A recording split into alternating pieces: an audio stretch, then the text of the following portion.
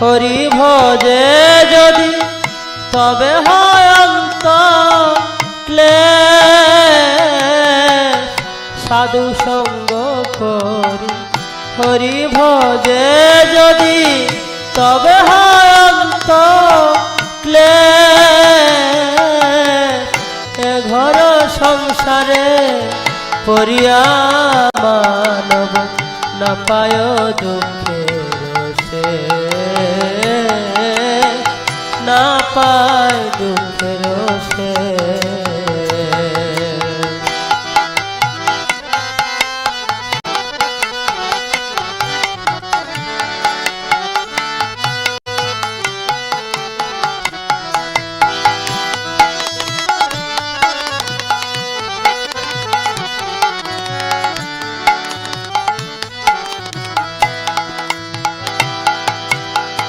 সংসার নলে জ্বলিছে হৃদয় অনলে বারায়ণ সংসার নলে জ্বলিছে হৃদয় অনলে বারায়ণ অপরাধ সারি কৃষ্ণ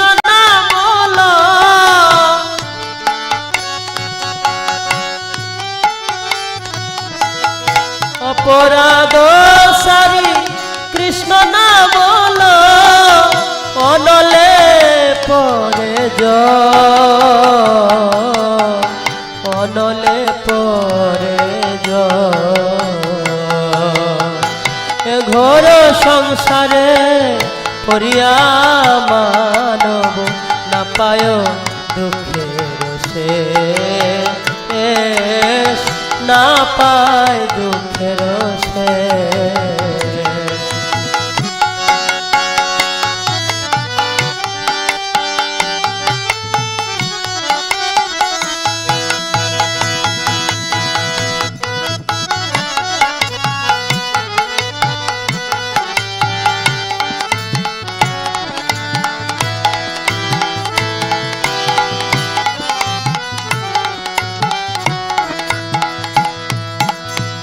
নিতাই চৈতন্য চরণ কমলে আশ্রয় লইল যে নিতাই চৈতন্য চরণ কমলে আশ্রয় লইল যে কৃষ্ণ দাস বলে জীবনে মরণে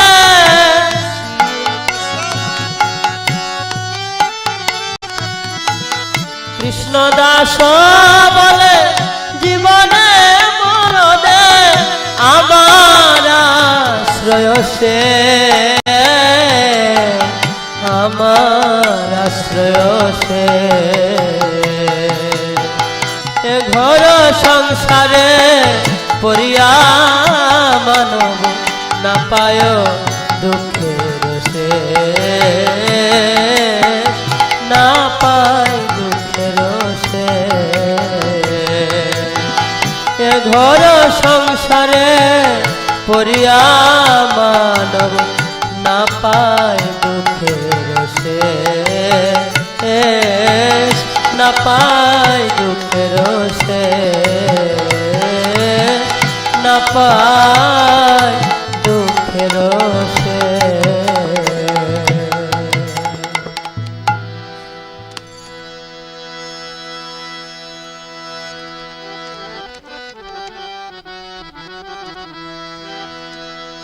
অতি বড় ব্যথার ব্যথি তাই নয়ন জলে বুক বাসা কে গো তুমি কাঙ্গাল বেশে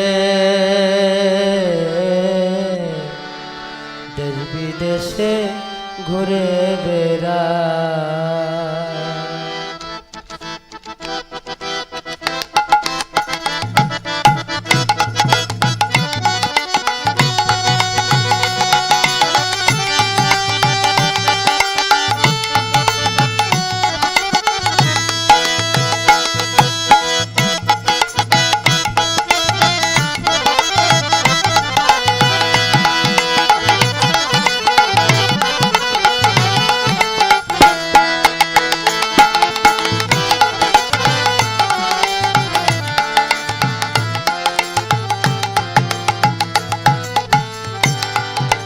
অধমপতি আচন্দালে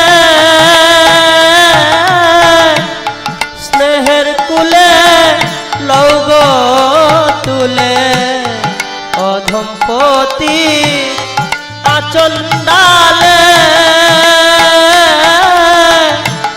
স্নেহের কুলে লৌগ তুলে দিব্য প্রেমে আখি কুলে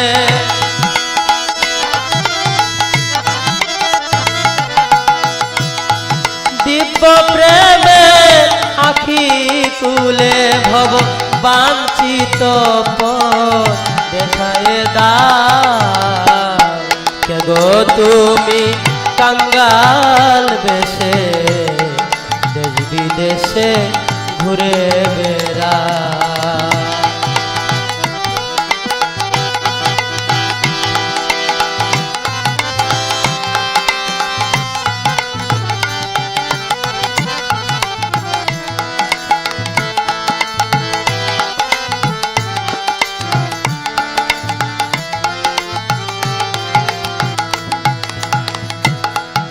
এমন দয়াল কে গো তুমি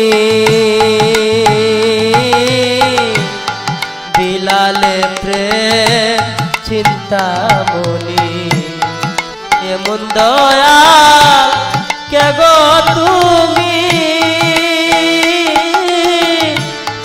বিলালে প্রেম চিন্তামণি ধরল বলে প্রেমের খনি ভব বাঞ্ছিত পথ দেখায় দাও কে গো তুমি কাঙ্গাল বেশে দেশ বিদেশে ঘুরে বেড়া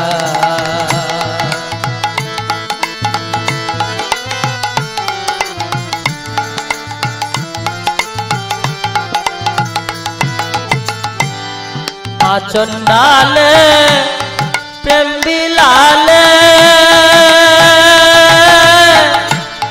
প্রীতাব জ্বালা জুড়াইলে আচন্দালে প্রেম বিলালে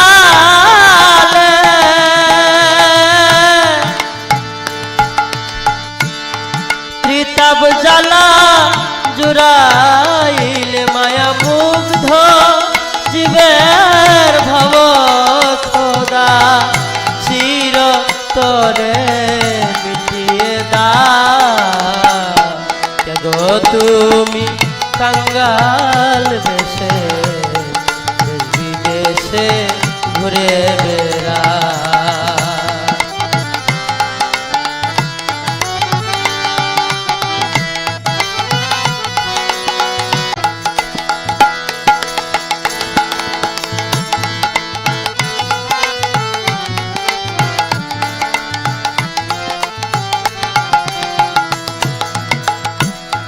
যমুনার কুলে কদম্বের মূলে বাজাতে বাঁশি রাধা বলে যমুনার কুলে কদম্বের মূলে বাজাতে বাঁশি রাধা বলে যমুনার কুলে কদম্বের মূলে বাজাতে বাঁশি রাধা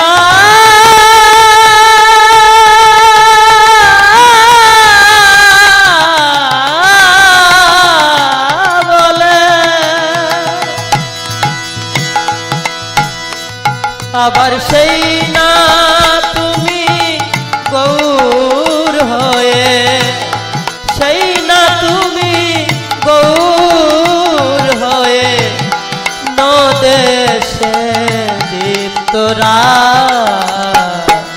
গো তুমি কাঙ্গাল বেশে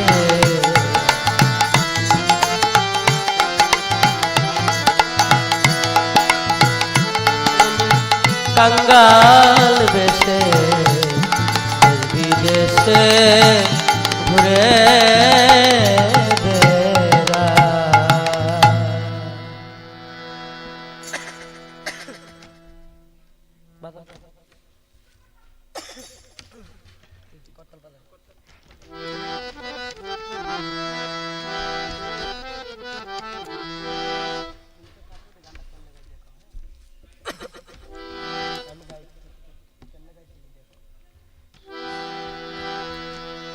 তুমি তো ঠাকুর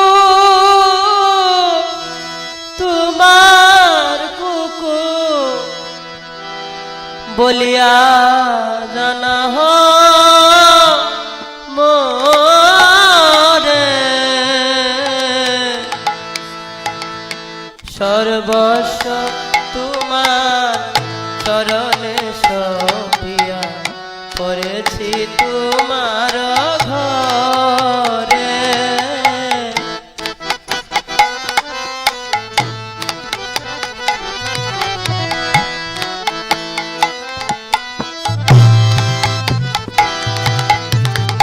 বাঁধিয়া নিকটে আমারে পালিবে রহিব তোমার দ্বারে বাঁধিয়া নিকটে আমারে পালিবে রহিব তোমার দ্বারে প্রতিপাদনারে আসিতে না দেব প্রতিপাদনারে আসিতে না দিব রাখিব ঘরের পারে সর্বস্ব তোমার চরণে সপিয়া পড়েছি তোমার ঘরে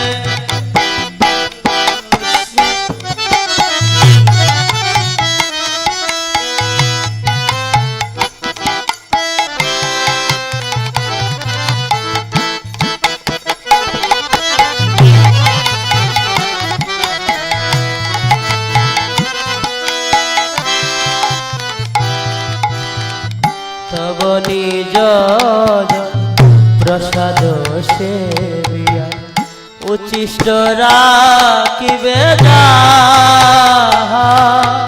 তব নিজ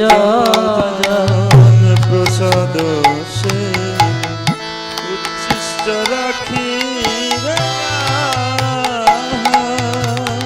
তব নিজ প্রসাদ সেবিয়া উচ্ছিষ্ট রাখিবে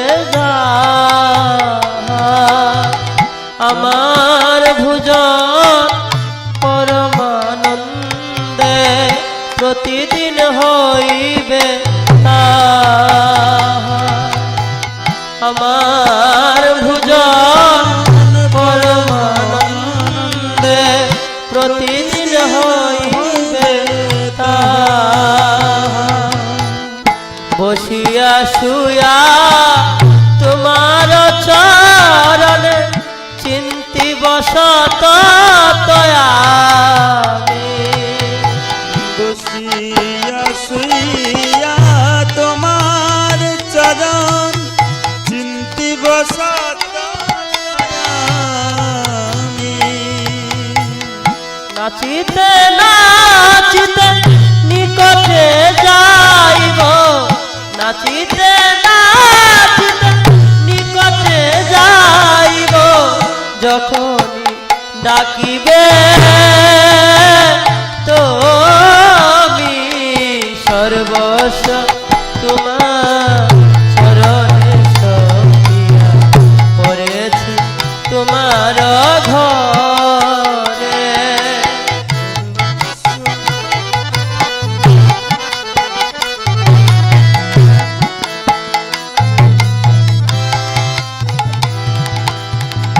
নিজের পোষণ কবু না ভাবিব রহিব ভাবের ঘরে নিজের পোষণ প্রভু না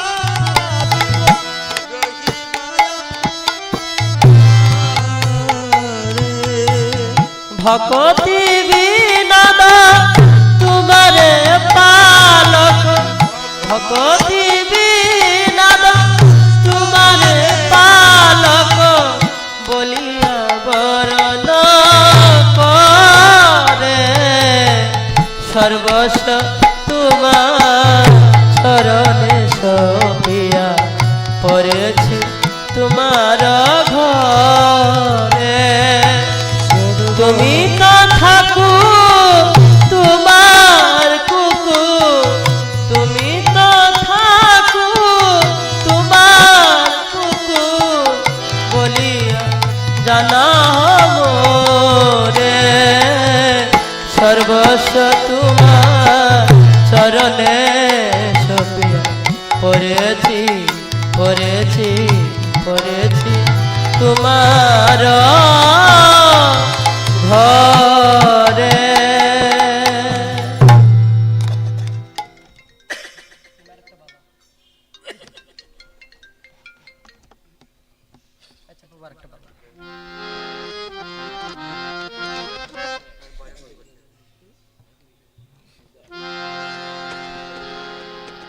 হরি হরি কবে হইবে সুদে।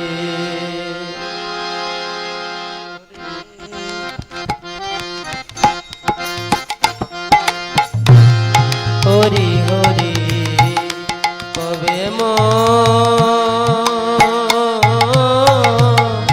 হইবে সুদে।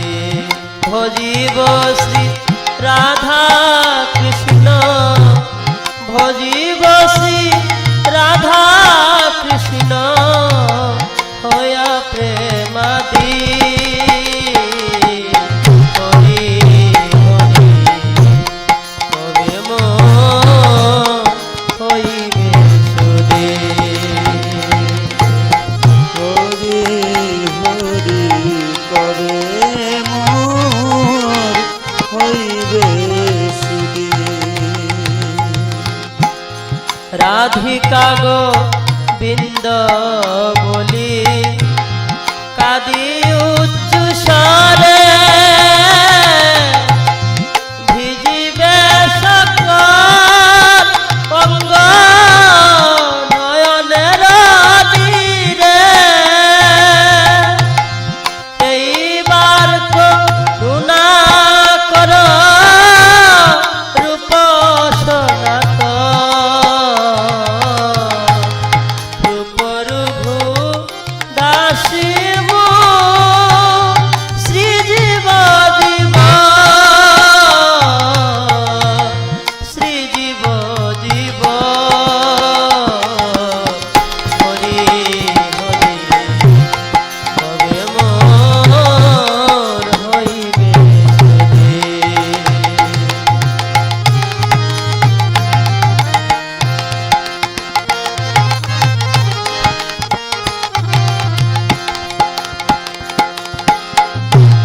সুজন্তে মিশিয়ে গাব সুমধুর তান, আনন্দে করিব দুহা রূপ গুণ গান।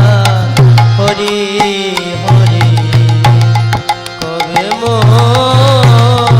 হইবে সুদে।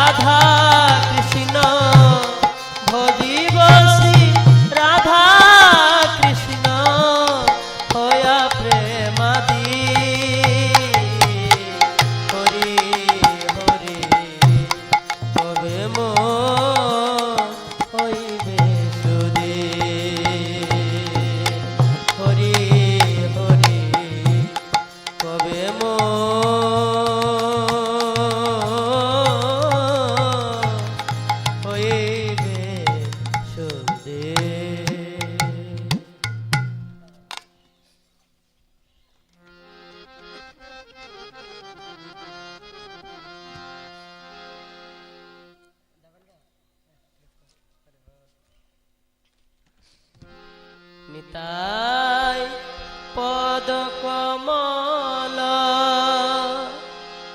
কোটি চন্দ্র সুশীতল যে ছায়া জগত জোড়া যে ছায়া জগত জোড়া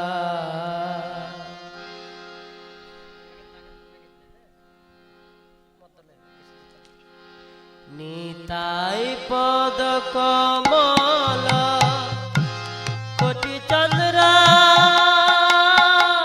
সুশীতল যে ছায়া জগত জোড়া যে ছায়া জগত জোড়া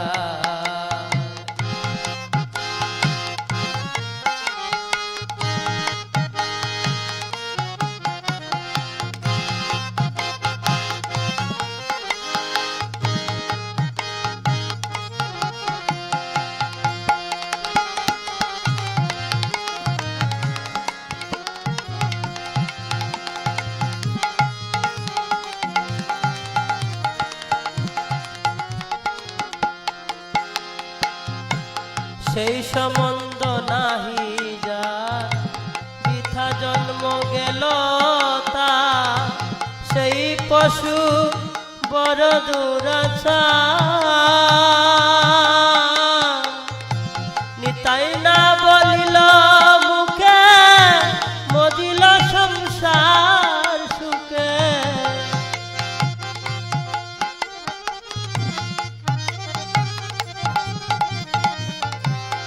তাই না বলিল মুখে মদিল সংসার সুখে বিদ্যাকুলে কি করিবে তা ধীর করি ধর নিতায়ের পা নিতায়ের পা নিতাই পদ কমল চন্দ্র সুশীতল যে ছায়া জগত জোড়া যে ছায়া জগত জোড়া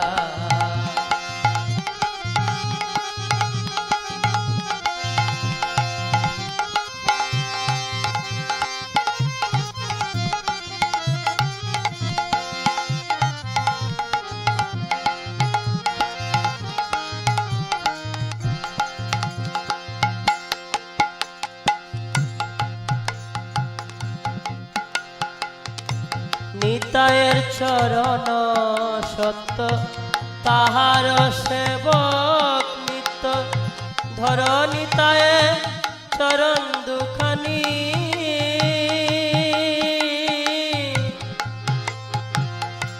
নরোত্তম বড় দুঃখী নিতাই মুরে কর সুখী নরোত্তম বড় দুঃখী নিতাই মুরে কর সুখী রাখো রঙ্গা চরণের পা ধীর করি ধর নিতায়ের পা নিতায়ের পা নিতাই পদ কমল কোটি চন্দ্র সুশীতল যে ছায়া জগত জোড়া যে ছায়া জগত জোড়া যে ছায়া জগত জোড়া হরে কৃষ্ণ হরে কৃষ্ণ কৃষ্ণ কৃষ্ণ হরে হরে হরে রাম হরে রাম রাম রাম হরে হরে হরে কৃষ্ণ হরে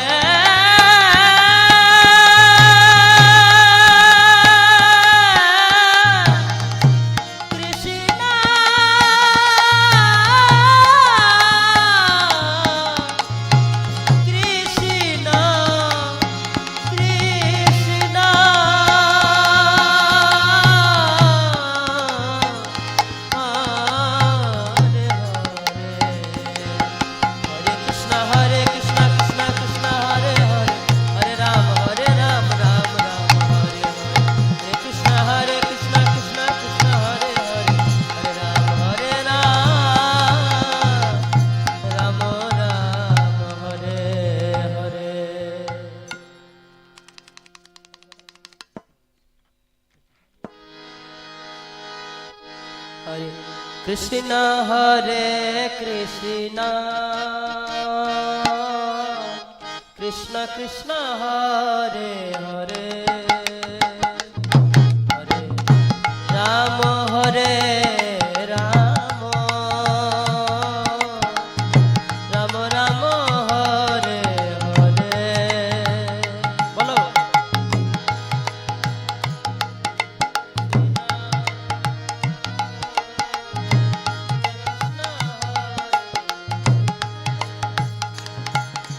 Hare Rama Hare Rama Rama Rama Hare Hare Bolo bolo Hare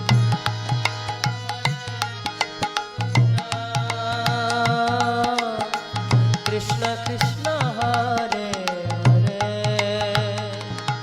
Hare Rama Hare Rama Rama Rama Hare Hare Krishna Hare Krishna Krishna Krishna Hare Hare Hare Rama Hare Rama Rama Rama Hare Hare Hare Krishna Hare Krishna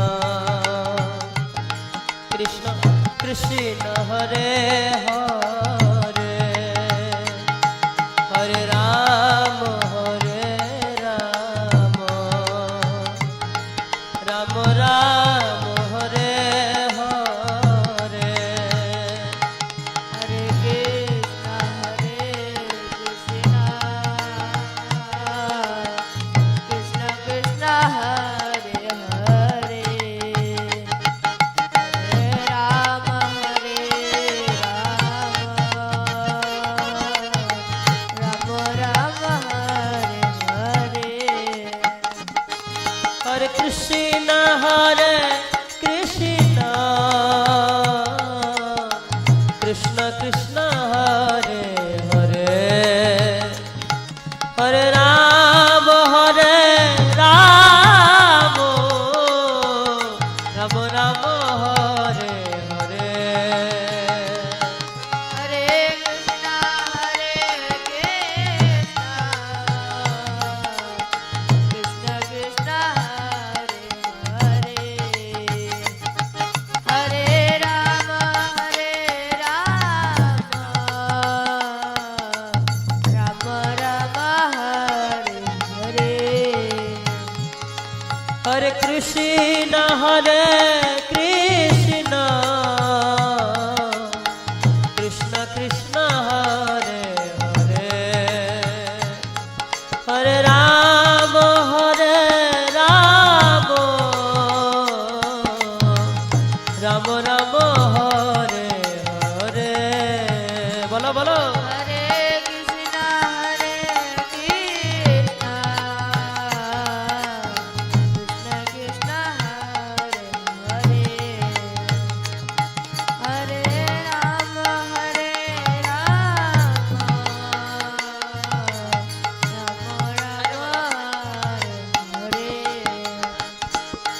Krishna Govinda Govinda Gopal Govardhana Dhare Gopal Krishna Govinda Govinda Gopal Govardhana Dhare Gopal Radhe Govinda Govinda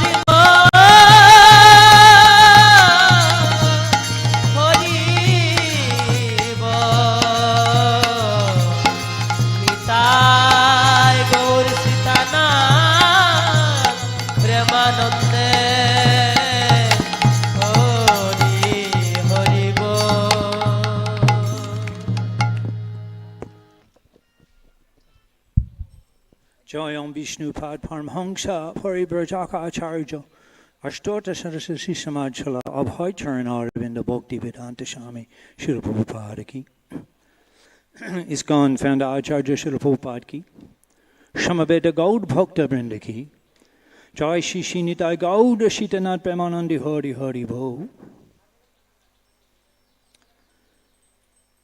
O Vaishnavas who have assembled from all over the world,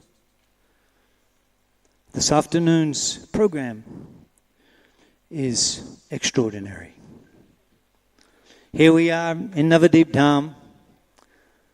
Sharva Tirtha Brahmaya Taitika Jahapai Navadip Sharane Shailab Shastragai. Sharva Tirtha Brahmaya, if you travel to all of the holy places, Taitika Jahapai, the pilgrim, what he attains, Navadip Sharane. Just by remembering Navadip Dham, Shailab, he achieves that. Sharva Shastragai. This is the conclusion of all the Shastras. So in such a place, in Navadip Dham, just by remaining here, we're attaining the benefit of visiting all the holy places, to be discussing such a topic, how to connect with His Divine Grace, ISKCON founder Acharya Srila Prabhupada, in the association of such extraordinarily qualified followers of Srila Prabhupada, who were personally trained by him and have imbibed the values of Srila Prabhupada's mission as the core of their lives. This afternoon, we'll be hearing from His Holiness Praladananda Swami Maharaj. We'll be hearing from Hridaya Chaitanya Prabhu. We'll be hearing from Brajabilash Prabhu, Madan Mohan Prabhu, Jagadish Prabhu, all devotees who have extraordinarily connected in their own lives to Srila Prabhupada, not extraordinarily, but fundamentally, in a major way, in an extraordinary way, remarkable. They've given their lives to Srila Prabhupada's mission, and they'll be speaking them on their realizations on how to connect with him this evening. So we invite our first speaker, His Holiness Praladananda Swami, if you could kindly come to the stage.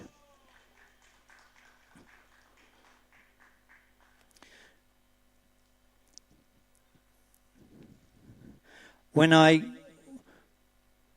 see His Holiness Praladananda Swami Maharaj, I often request, Maharaj, you should compile a book on the memories that you had with Srila Prabhupada. Maharaj being one of those extraordinarily fortunate souls who were personally trained by Srila Prabhupada.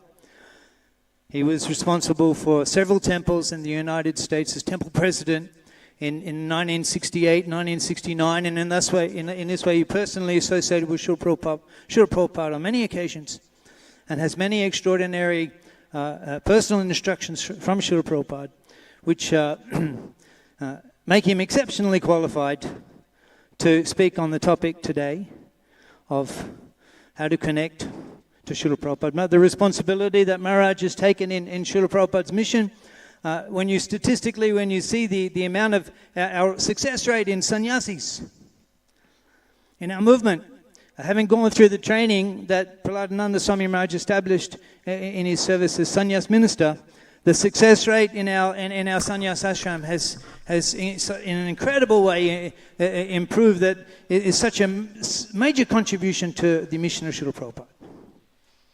And that's just one of the many extraordinary achievements that His Holiness has demonstrated in his life of dedication to Srila Prabhupada.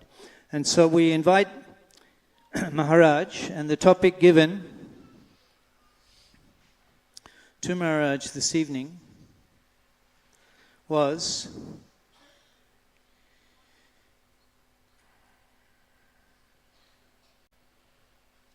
cultivating our relationship with Srila Prabhupada. ISKCON Paribrajaka Acharya Sannyasi, GBC, and initiating Guru, His Holiness Praladananda Swami Maharaj. Om Agyanatmanandasya Gananjana Salakaya Chaksur Ungmilitam Yena Tasmai Shri Guruve Namaha. Namo Vishnu Padaya Krishna Prastaya Bhutale Srimate Bhaktivedanta Swami Tinamane Namaste Saraswatum Deve Gauravani Pacharane Nirvishesha Srinivadi Paskatyade Sadharane.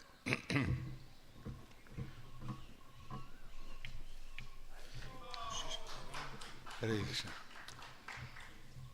I'm going to speak about how Prabhupada was a perfect Uttama Adhikari, and how we can, by our own perception and use of our intelligence, be able to perceive that. In the beginning of the Bhagavad Gita, the introduction, Srila Prabhupada mentions, as I've mentioned often, that one American lady had asked him to recommend an edition of the Bhagavad Gita in English. And Prabhupada mentioned to that lady that actually he couldn't recommend any edition, either in America or in India, in English. Because he said none of the editions of the Bhagavad Gita that he knew of touch on the spirit of the Bhagavad Gita. And then he mentions what the spirit of the Bhagavad Gita is. He said if you want to take a medicine, you have to take the medicine according to the direction on the label or according to the expert physician. You cannot take the medicine effectively by taking it according to the recommendation of some friend who doesn't know about medicine. Similarly, the Bhagavad Gita is, in every aspect, is about Krishna being the Supreme Personality of Godhead. And this is mentioned by great acharyas, such as Ramanujacharya, Madhvacharya, Vishnu Swami, including Sankaracharya, as well as later on by Sri Chaitanya Mahaprabhu and Thakur Saraswati Prabhupada. It is also mentioned in the Brahma Samhita, Srimad Bhagavatam, and other such literatures. They all declare that Krishna is the Supreme Personality of Godhead. Now, Prabhupada in the purport, he mentions that the knowledge of Krishna comes down in simple succession. Evam parampara praptam, or imam vishate yogam praktavanaham avyayam, vishwan manave praha mano ishvakavi pravit. I remember one time Prabhupada was giving a lecture in Buffalo, New York. He came to our university that I was a student, and there was a accredited college subject on Hare Krishna, Bhakti Yoga. And Prabhupada came to our class, and he asked Rupanuga, which verse should I read? But Prabhupada actually chose his own verse, and that was this verse. Imam vishate yogam praktavanaham avyam vivishwan manave praha mano ishvakave bravit. That Krishna, he spoke to the sun god. And the sun god spoke the same message to Manu to Ikshvaku. In this way, evam para praptam imam rajarshio vidu. In this way, the knowledge of the Bhagavad Gita is coming to us. And why to us? Because each one of us, we have an eternal relation with Krishna. An eternal loving relation with Krishna. And the Bhagavad Gita reveals to us how to develop that relationship with Krishna. Now the first thing Krishna said, or after Krishna says, Bhakto sime sakha cheti rahasyam hiyatam uttamam. There are two qualifications we need. One to be a friend, and the other is a devotee. Now, we may or may not know Krishna. Krishna is not so easy to know. Naham prakasha sarvasha. He's covered by his illusory energy. And what to speak of not knowing Krishna, probably most of us don't even know who we are. Even the first instruction in Bhagavad Gita, Denos minita dehe Kaumaram Yovanam Jara. This is actual science. This is reality. There's practically no other book except for the Vaishnava literature which actually reveals to us scientific reality which we have to, on some basis or another, accept on faith. Why? Because as Krishna says, Shrivira Gunamayera Bhavar Ebik Sarvam Yudam Jagat, that the whole world is covered by these three modes of material nature. and therefore we don't know Krishna as he actually is. Anyone who's identified or misidentified themselves with their gross or subtle body cannot know Krishna perfectly well. And therefore, Prabhupada writes that at least on faith, we have to accept that Krishna might be the Supreme Personality of Godhead. We don't blindly accept it, and we don't have to blindly reject it, but we have to discover it by the development of our consciousness, of our Krishna consciousness. In the same way, we have to understand that the Acharya is not going to be so easily understood by us. As Prabhupada writes, it takes one to know one. In the 5th verse of the 6th verse of the Nectar of Instruction, Prabhupada says, only a Uttama Adhikari can perfectly understand another Uttama Adhikari. Only even a Madhya Adhikari has a discrimination to see who's on what level of devotional service. Therefore, until we become liberated from the bodily concept of life, at least theoretically, we have to accept that Srila Prabhupada is the representative of Krishna, and that Krishna is the Supreme Personality of Godhead. Now, how do we know Krishna? It is said that Aishvaryasya Samagrasya Viryasya Yashashastriyaha Jnana Vairagyas Shana Bhyaga Hitinganaha. It is said that Krishna has all opulence.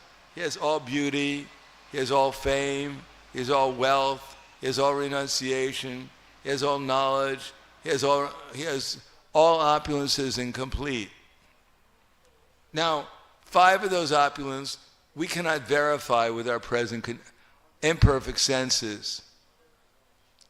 But the one opulence we can verify is knowledge.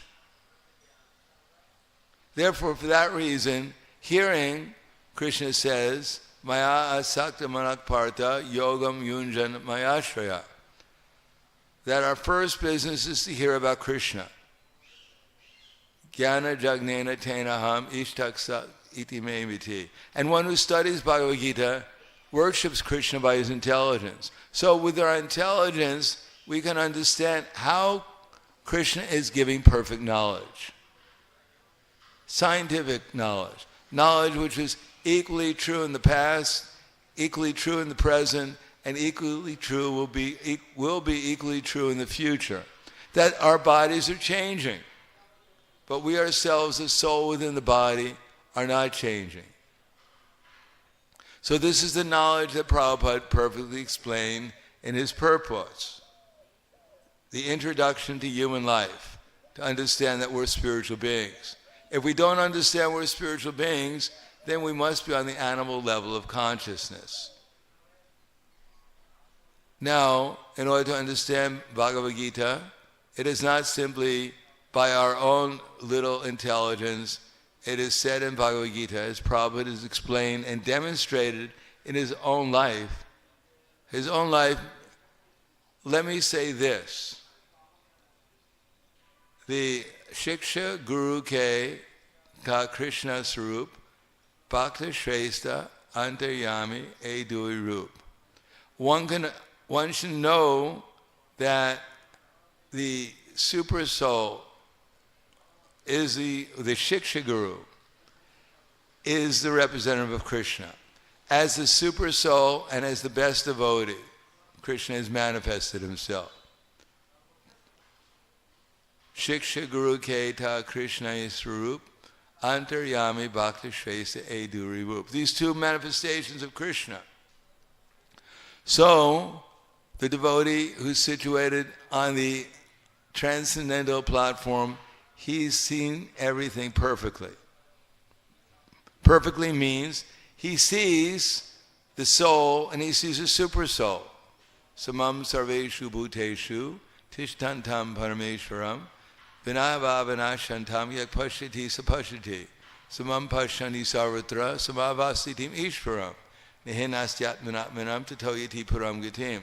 One who sees the soul and the super soul present in all bodies, and who knows that neither the soul nor the super soul within the indestructible body actually sees. All right. So, my point is, Prabhupada was Bhakti Shrestha. Bhakti Samshana.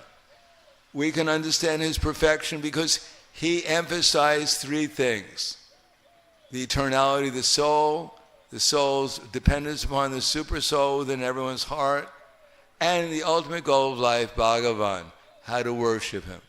This is what Prabhupada was expert at. This was his perfection. Bhakti Samshanat. How he preached Krishna consciousness.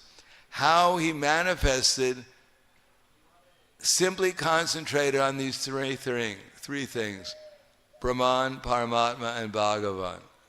He may have, from the external point of view, people may have thought that he had done something wrong, but everything he did, everything he was preaching about, was simply to convince people about Brahman, Paramatma, and Bhagavan. How to achieve the ultimate goal of life, to revive our relation with Krishna. Yari Deka, Tari Kaha, Krishna Upadesh, Amara Agai Gurhana Taresh. This was his perfection. He was a perfect instrument for Krishna to deliver Krishna to others. Beginning with explaining to them about their eternality scientifically. There can be no doubt that we're eternal. There can be no doubt that every one of us is being guided by Paramatma. And there can be no doubt that Krishna is the Supreme Personality of Godhead. Just like all of us have a father and mother. Is that right? Anyone here was brought up by the stork or some other way? Everyone has a father and mother. And everyone's father and mother had a father and mother. Who can deny that? And if we trace our ancestry back, who will claim that in their ancestry book that there is one person hanging on a tree full of hair, great-grandfather Harry? Does anyone have such a grandfather in their family album with grandmother Lucy swinging along with him? And then you trace it back, and then you find that there's a black sheep in the family that everyone talks about, the black sheep of the family. And you turn the family album, and suddenly there's a big rock on one page, and under the title is the most solid member of the family. And you turn the page, and there's nothing. Our original ancestor was nothing. How is that possible? We know our grandfather was a person, our grandmother was a person, great-grandmother. So how is it possible that our original father and mother cannot be a person? Otherwise, how do we become a person? Where did our opulence come from? And the Paramatma is within our heart guiding us towards what? He's guiding us towards Krishna. And Prabhupada was a perfect representative who completely dedicated his energy and life, his every moment of existence, to spreading Krishna consciousness to others and practicing himself. That's called Acharya Samshanat. And Prabhupada was the perfect example of that. Thank you very much.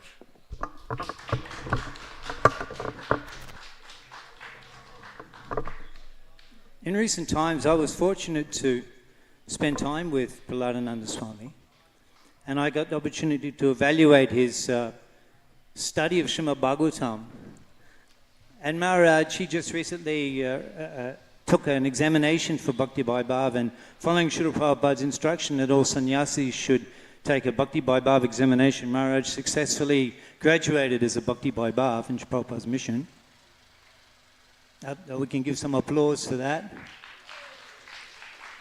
And I was so fortunate to spend time with Maharaj and see how every day he's so absorbed in Srimad Bhagavatam, speaking on Srimad Bhagavatam almost every day in his life, and expressing so much jubilation in the performance of daily sadhana, and in this way living in an exemplary life of a sannyasi. So we congratulate Prahladananda Swami Maharaj for his great achievements serving Srila Prabhupada in his life.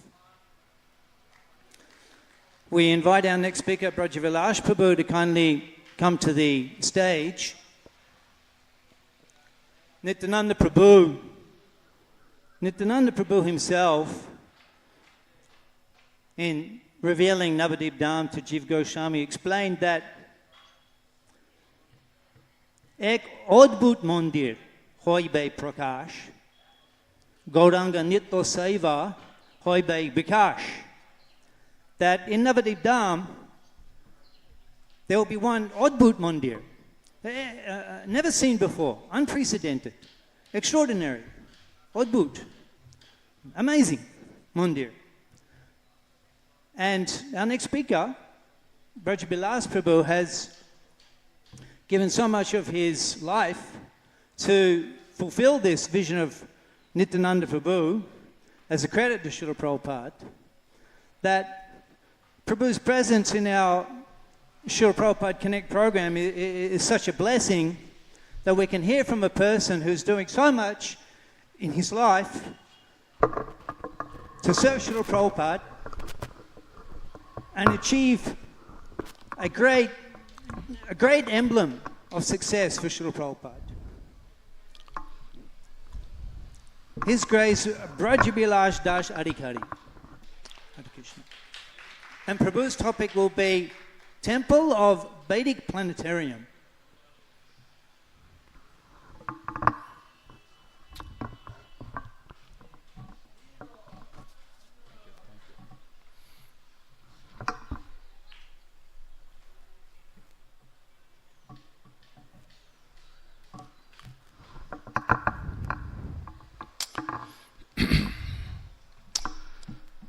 Namo Vishnupadaya Krishna Prishtaya Bhutale Srimate Bhaktivedanta Swami Niti Namine Namaste Saraswate Deve Gauravani Pracharine Nirvishesha Sunyavadi Pashtatate Shatarine Ajanulambitau Bujau Kanakavadato Sankirtan ke pitaro kamalaya daksho Vishwambaro dujabaro yugadharma palo Vande jagat priyakaro karunavataro karunavataro karunavataro Krishna todiya padapankaja panjarantam Ad eva vishutme manasa raja hamsa Prana prayana samaye kapavada pitthai Kantha varodana vido smaranam kutaste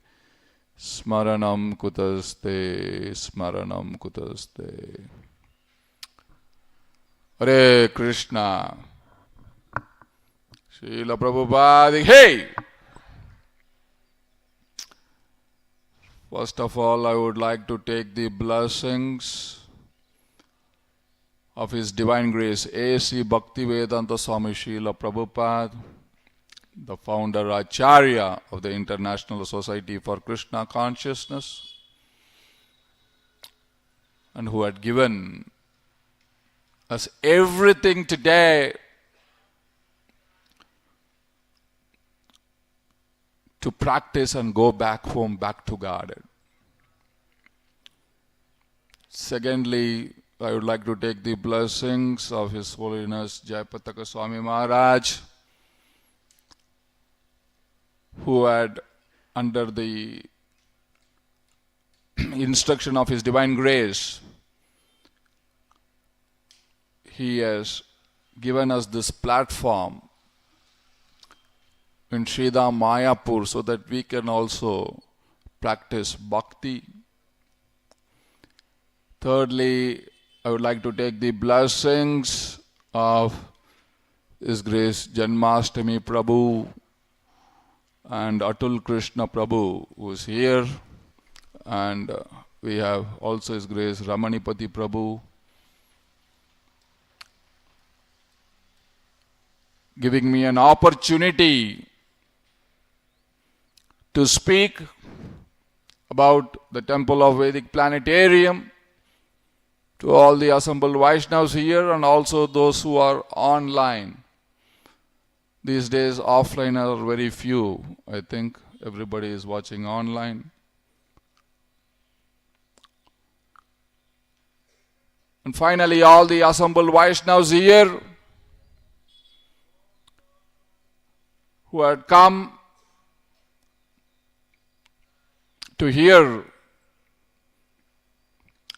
about Krishna consciousness from all the speakers from morning to evening, and to connect with His Divine Grace A.C. Bhaktivedanta Swami Srila Prabhupada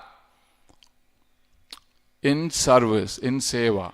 This is the only way which you can connect to Srila Prabhupada, by seva. Thank you all so very, very much for coming. Rupa Goswami in Padyavali, he quotes a very, very beautiful verse. He says, Ha Devi Kakkugbara Gadgada Yadya Vacha Yache Nipatya Bhuvi Dandavada Udbadarti Asya Prasadam Abudasya Janasya Kritva Gandharvike Nijagane Ganenam Videhi. He says, Ho Srimati Radharani, I have only one request. Just one request. With choking voice, I couldn't speak, tears in my eyes. I have only one request. And what is that request? And that request is, when you make your team, please include me also in your team. Let me be a team member. Hare Krishna Mata. Let me be a team member. Similarly, today we are all assembled here praying to Srila Prabhupada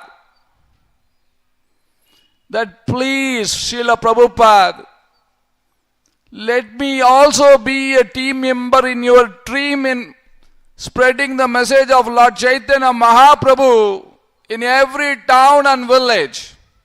Let me be a team member, Srila Prabhupada. Let me be in your army.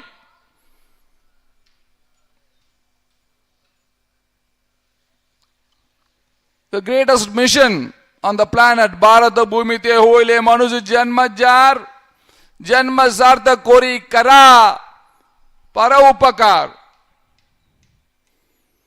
If we have taken birth in Bharata Varsha, we have two responsibilities. One, to make our life perfect. Second is to make others' life perfect also. We can make our life perfect by studying Srila Prabhupada books and practicing Krishna consciousness in the way which he had given. And we can make others' life perfect by distributing his books and building the temple of Vedic Planetarium. Srila Prabhupada, he says, my idea is to attract the people of the whole world to Sri Dham, Mayapur. He had a bigger vision for Sri Dham, Mayapur. This is the place of pilgrimage for the entire universe. Destination. Mayapur is the spiritual capital of the world, the festival capital of the world, the educational capital of the world.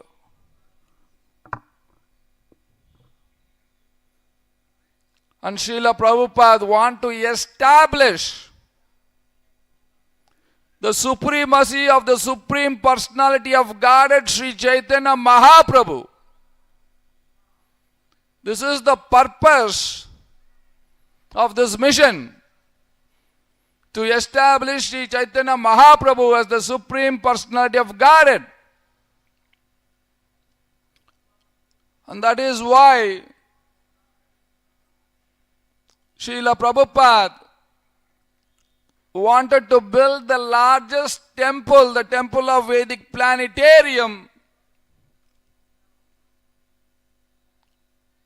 as his offering to Mahaprabhu. In the early days in Mayapur, Srila Prabhupada was giving an offering. On the appearance day of His Divine Grace, Bhakti Siddhanta Saraswati Thakur Prabhupada, his Guru Maharaj. In this offering, there are only very few disciples, probably 11 or 12 disciples. In the early days, and one of which was His Holiness Jayapataka Swami Maharaj. He told me this story. So Srila Prabhupada was giving an offering. In this offering, he says every Gaudiya Vaishnava Acharya has done something for Mahaprabhu, to establish Mahaprabhu. This is what the Acharyas wanted to do.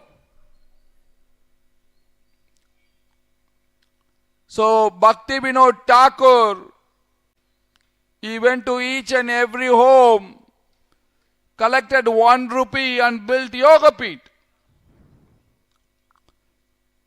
That was his offering to Mahaprabhu.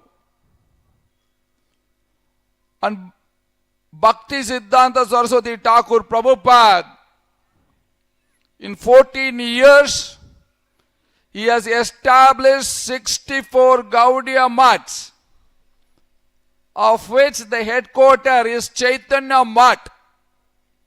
He established as the headquarters in Sridham Mayapur, when there was nothing in Sridham Mayapur. And then Srila Prabhupada said, I also wanted to build this temple and offer it to Mahaprabhu as my personal offering. And he folded his hands in front of his disciples and he said, thank you boys and girls for helping me to build this temple.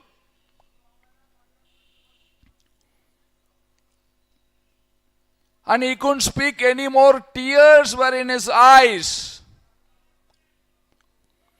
This was the emotion and sentiment of our founder Acharya, His Divine Grace A.C. Bhaktivedanta Swami Srila Prabhupada, in establishing the largest temple, the temple of Vedic Planetarium in Sridham Mayapur, to spread the message of Lord Chaitanya Mahaprabhu, as Prabhu quoted a verse when I stepped into the stage. यह एक अद्भुत मंदिर होइबे प्रकाश गौरंग नित्य सेवा होइबे विकास. That from this very place a beautiful temple, Adbhut temple will manifest, and from that temple the message of Lord Chaitanya Mahaprabhu will be spread in every town and village. And that prediction is happening in our lifetime.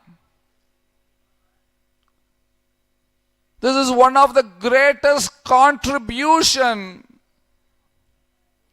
which is Divine Grace A.C. Bhaktivedanta Swami Srila Prabhupada, our Prabhupada, had given it to us so that we can perfect our life in engaging ourselves dedicatedly to serve the mission of the acharyas, so that in this way we will be connected for life. In establishing Chaitanya Mahaprabhu as the Supreme Personality of Godhead. A reporter asked Srila Prabhupada, Swamiji, there are so many temples in India. So many temples. Why you need another one? Why you need another one? Srila Prabhupada was looking at the reporter. He didn't answer straight. He asked a question. He said, who is this lady sitting next to you? He said, Swamiji, this is my wife. Swamiji, this is my wife. He said, who is that child? It is my son. My son. Then Srila Prabhupada got him.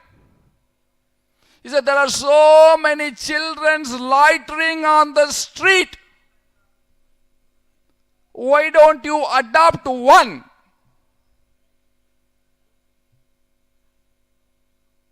He didn't have any answer. He was blank. Nobody will have an answer. Then Srila Prabhupada said, you want to have your own son because you wanted to personally interact. Similarly, the devotees of Lord Chaitanya Mahaprabhu wanted to have a personal reciprocation with their lordships. That is why we have many temples in Sridham, Mayapur. We have Shri Shri Radha Madhava.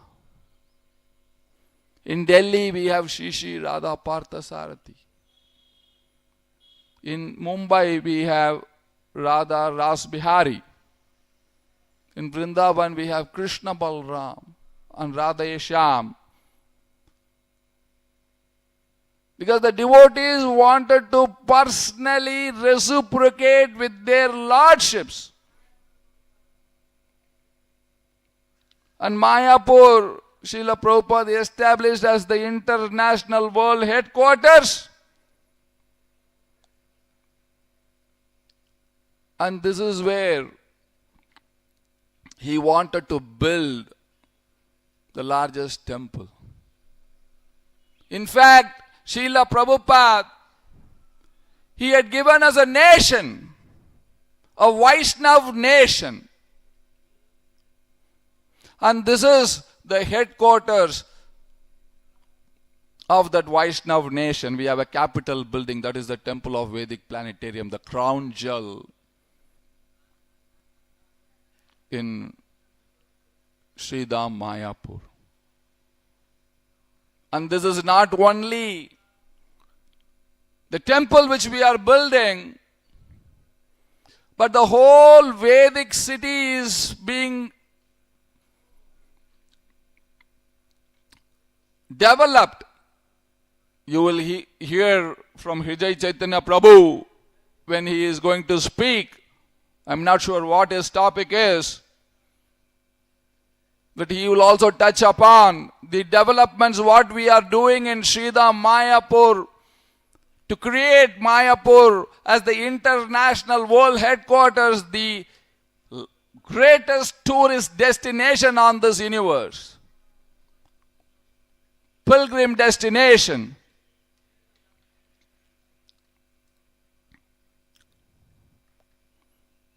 And Srila Prabhupada, he gave this instruction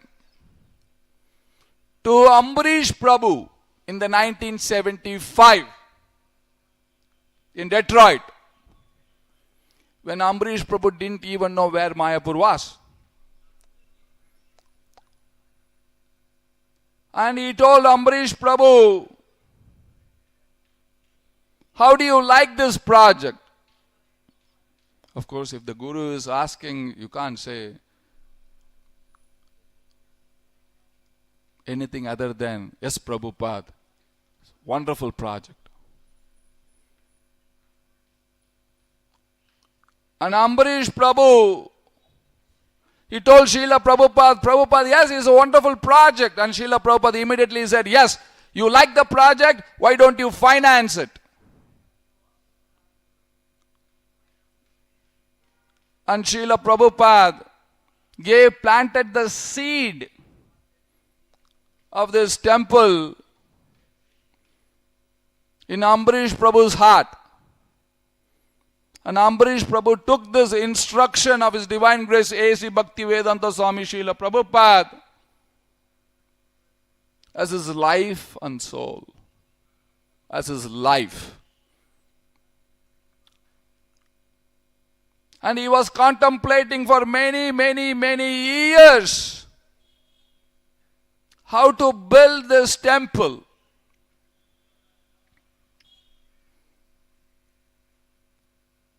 At some point, due to various circumstances which we couldn't get permission to build this temple,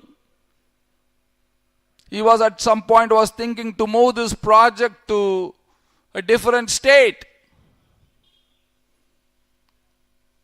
Because he wanted to fulfill the desire of Chaitanya Mahaprabhu and the desire of His Divine Grace A.C. Bhaktivedanta Swami Srila Prabhupada. And finally, after so many, many endeavors, the permission was granted by the government in 2010, 9 and 10. And we started the foundation in 2010. This was a significant landmark achievement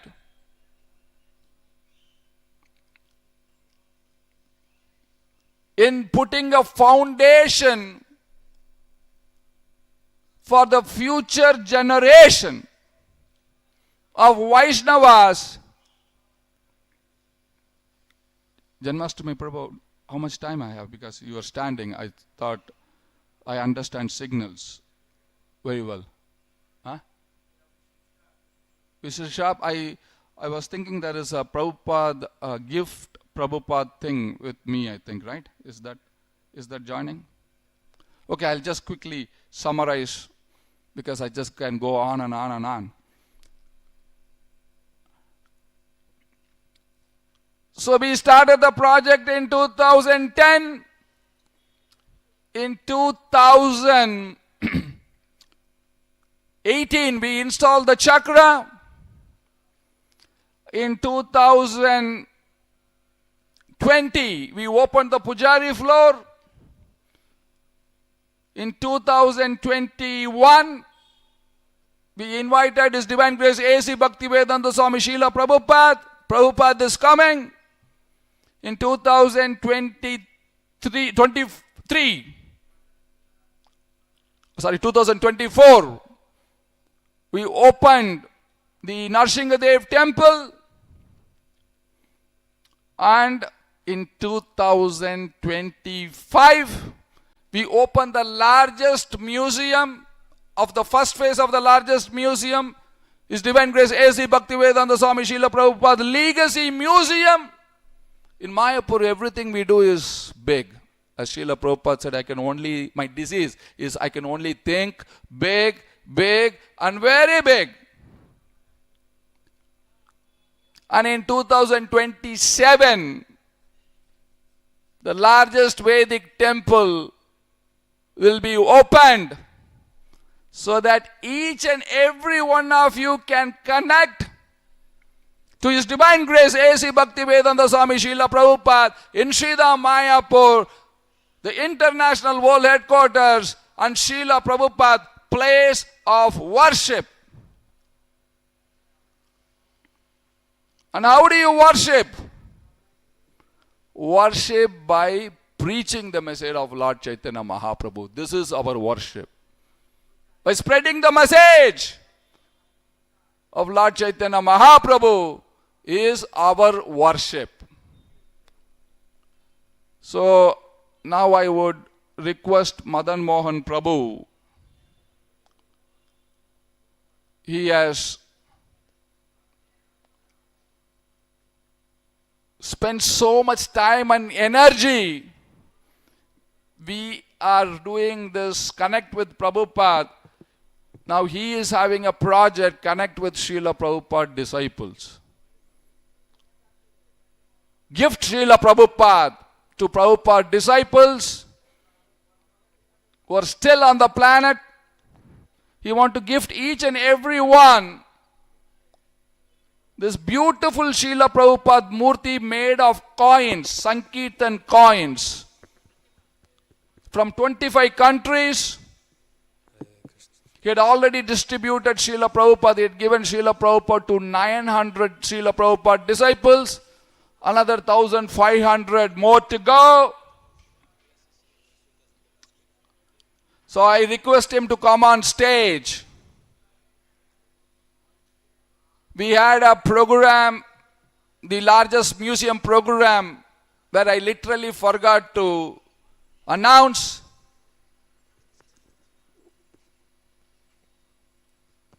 This is an opportunity missed.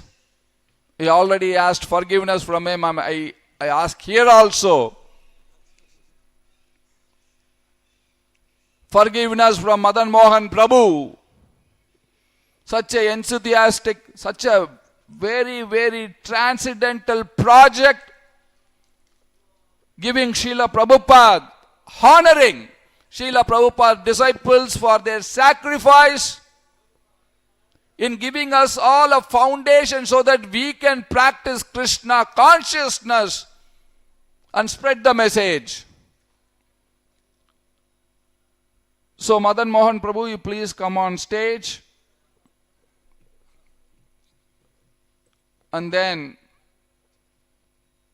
let us connect with your enthusiasm to share Srila Prabhupada not only with his disciples,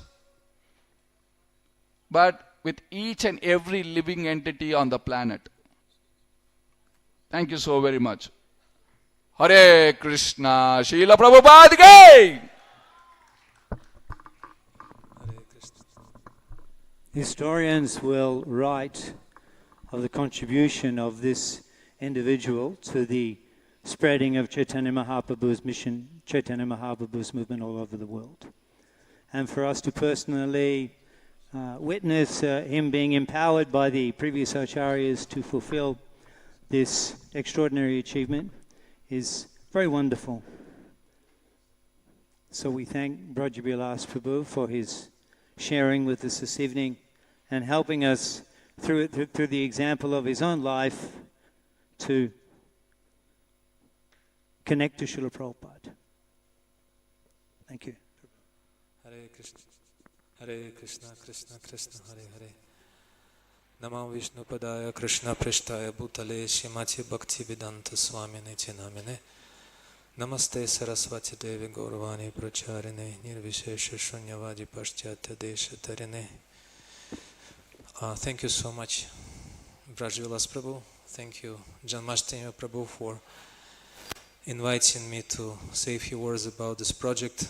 Actually, at the backdrop of Brajavilas Prabhu's glorious service to Srila Prabhupada's mission, which is literally towering on the horizon, seen from dozens of kilometers away, our effort to glorify Srila Prabhupada and his disciples is very insignificant.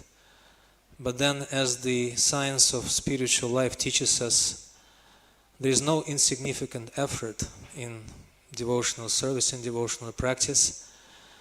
And Brajavilas Prabhu mentioned that 2 days ago we had the grand opening of Srila Prabhupada's museum, which I think is a very apt context for what we're going to speak about very briefly. Actually, the main essence of this presentation will be the gifting of these gifts to Srila Prabhupada's disciples who have kindly come here to this program. The event is called Connect Prabhupada Connection. And I've been fortunate to listen to presentations by Bhima Prabhu, by Gauranga Prabhu, by Sarvadrik Prabhu. Also His Holiness Prahalananda Maharaj spoke so nicely about how we should make efforts to connect with Srila Prabhupada. But there is another side of this story, that Srila Prabhupada has a connection with all of us. And to illustrate that, I would like to read one excerpt from his letter to a disciple. You could call that disciple a wayward disciple. He drifted away from Krishna consciousness for some time. And Srila Prabhupada wrote to him this following. I would like to read that excerpt from his letter. Prabhupada says, "When you left," and I deliberately leave out his name. It's not really important and essential because this can apply to every one of us. Prabhupada says, "When you left us, I simply prayed to Krishna for your return to Krishna consciousness because that was my duty. Any good soul who approaches me once for spiritual enlightenment is supposed to be dependent on my responsibility to get him back to Krishna, back to home.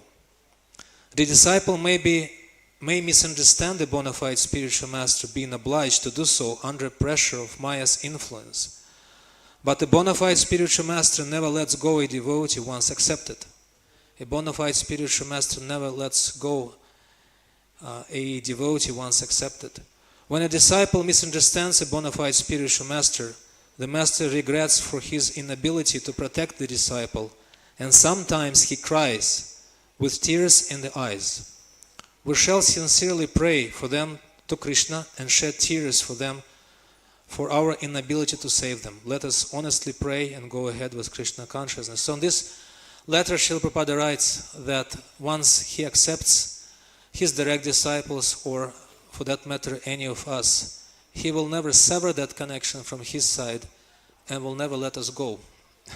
That's his responsibility, as he writes about it, to take us all back to the spiritual world.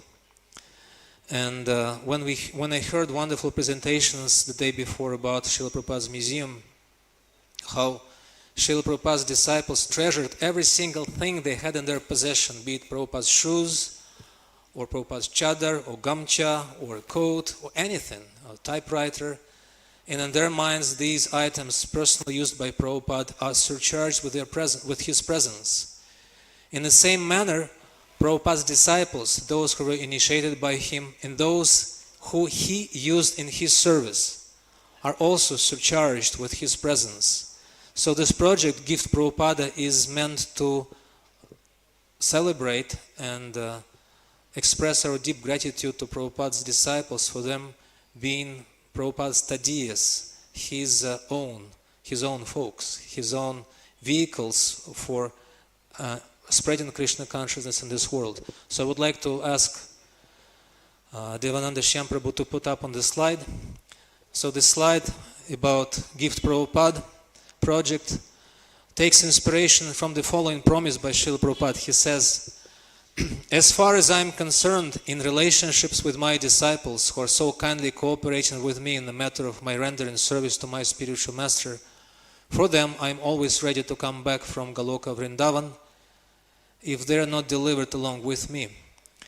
We tried to make Srila Prabhupada's coming to his disciples, especially in the twilight of their lives, in the very last years of their lives.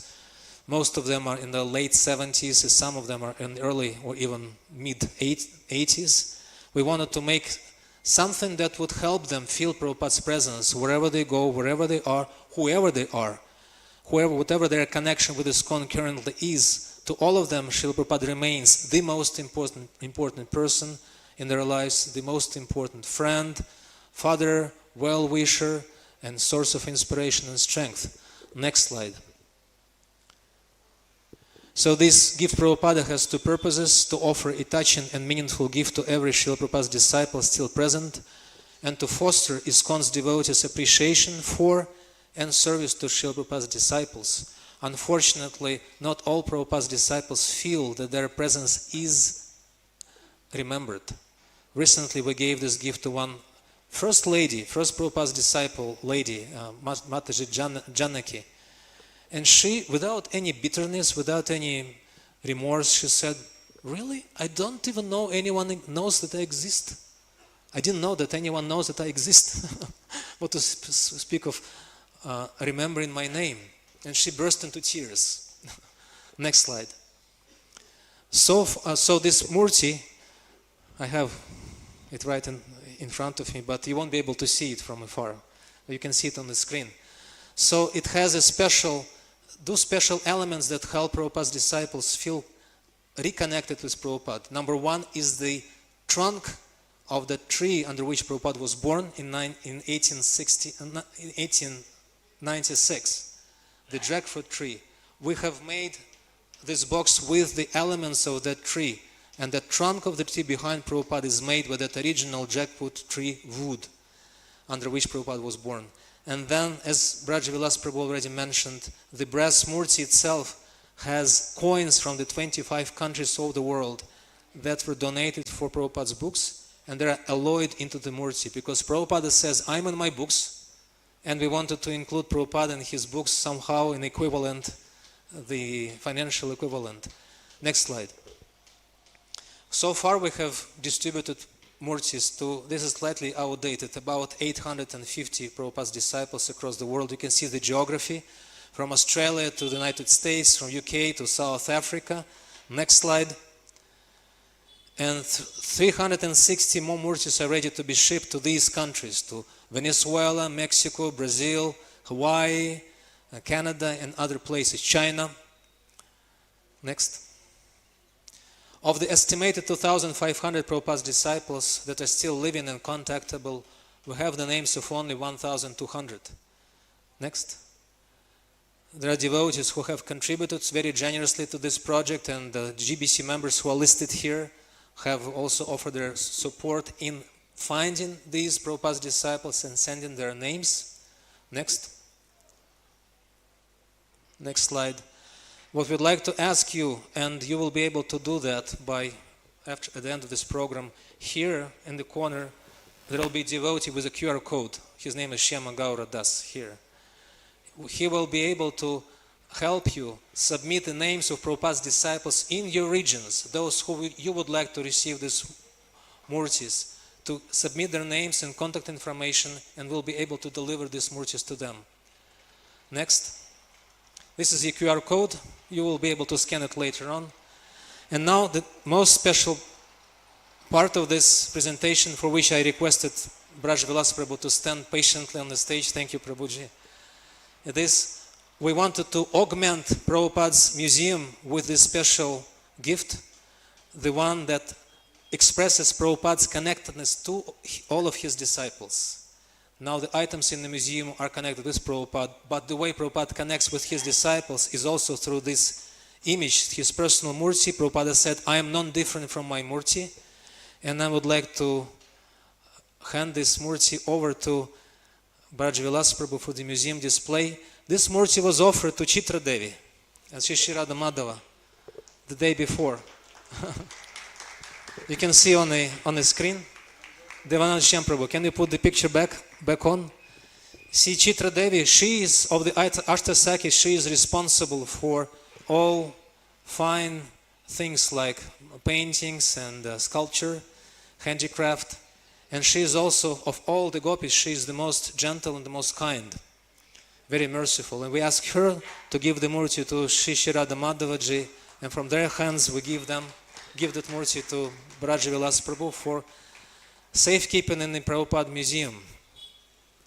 And last but not the least, we are fortunate to have Prabhupada's disciples among us. We have His Grace Bhaktarupa Prabhu, a long time Prabhupada's servant, a devotee who is, I'm afraid to speak in front of him about his qualities because he may curse me.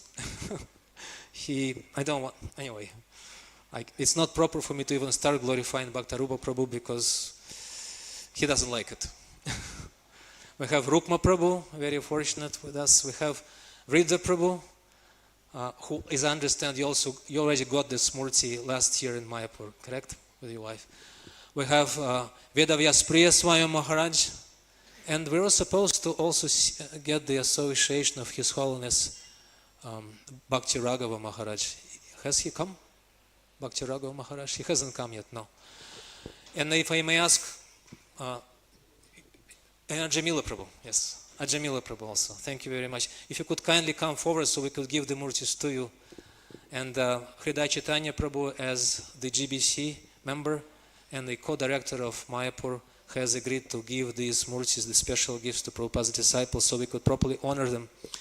Thank you so much. You are, for us, the connection with Srila Prabhupada, and by honoring you, you don't have to come on stage if you can, as you like, because Bhaktarupa Prabhu specifically asked not to go on stage. But if you like to, you're most welcome. Bhaktarupa Prabhu, can you please come forward? Bhaktarupa Prabhu. Maharaj, Vedavyas Priya Maharaj, would you mind please coming forward? And thank you very much for accepting this token of appreciation and gratitude for all of you. We thought, what could we possibly offer to you? And the only thing we could think about is somehow rather offering you what you have given to us, Prabhupada, back. Just like one offers the Ganges water to the Ganges, we can offer Prabhupada we received from you back to you. Thank you very much. Srila Prabhupada ki jai. And after we give the gifts, we'll play a short video about this project so you can all see feedback from other Prabhupada's disciples who have already received these gifts.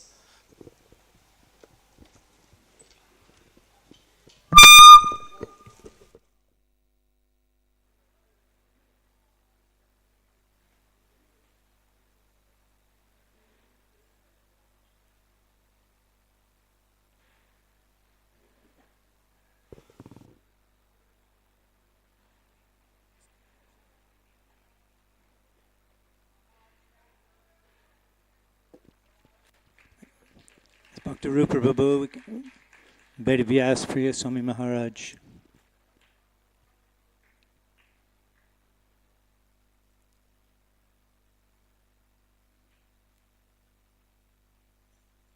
Ajamila Prabhu.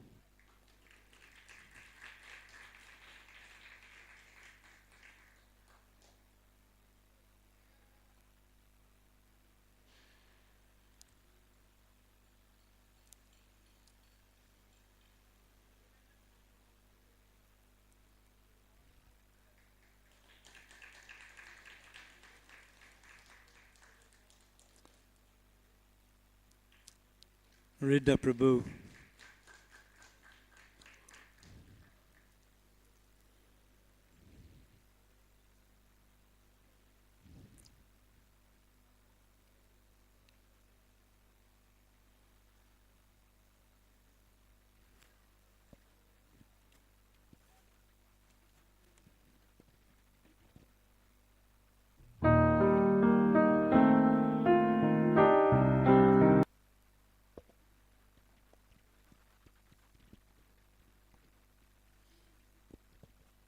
While Madan Mohan Prabhu is garlanding Srila Prabhupada disciples. Devotees in Russia, on behalf of the whole Iskon Society, wanted to make an offering to each Prabhupada disciple, commemorating their service, sacrifice, all their dedication, and everything that throughout their lives they have given to Srila Prabhupada and surrendered to Srila Prabhupada's service.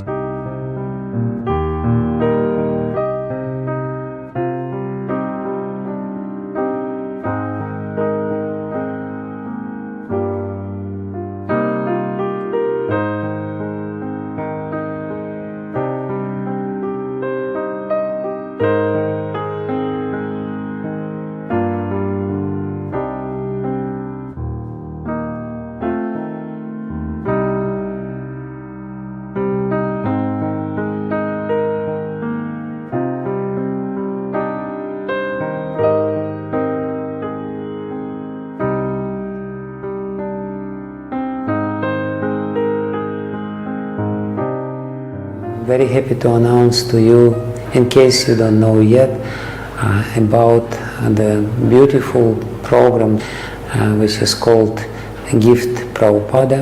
And the idea of this program is to present a little murti, 55 millimeter high murti of Srila Prabhupada to all living disciples of Srila Prabhupada. There is around 2,000 of them still with us, and by giving them murti, we're giving them the chance to meet with Srila Prabhupada again. This beautiful murti is molded from the bronze, and the bronze is taken from the coins, and the coins are obtained during Sankirtana, distributing Srila Prabhupada books. In all 25 countries which Srila Prabhupada visited during his earthly sojourn, during his preaching in this world.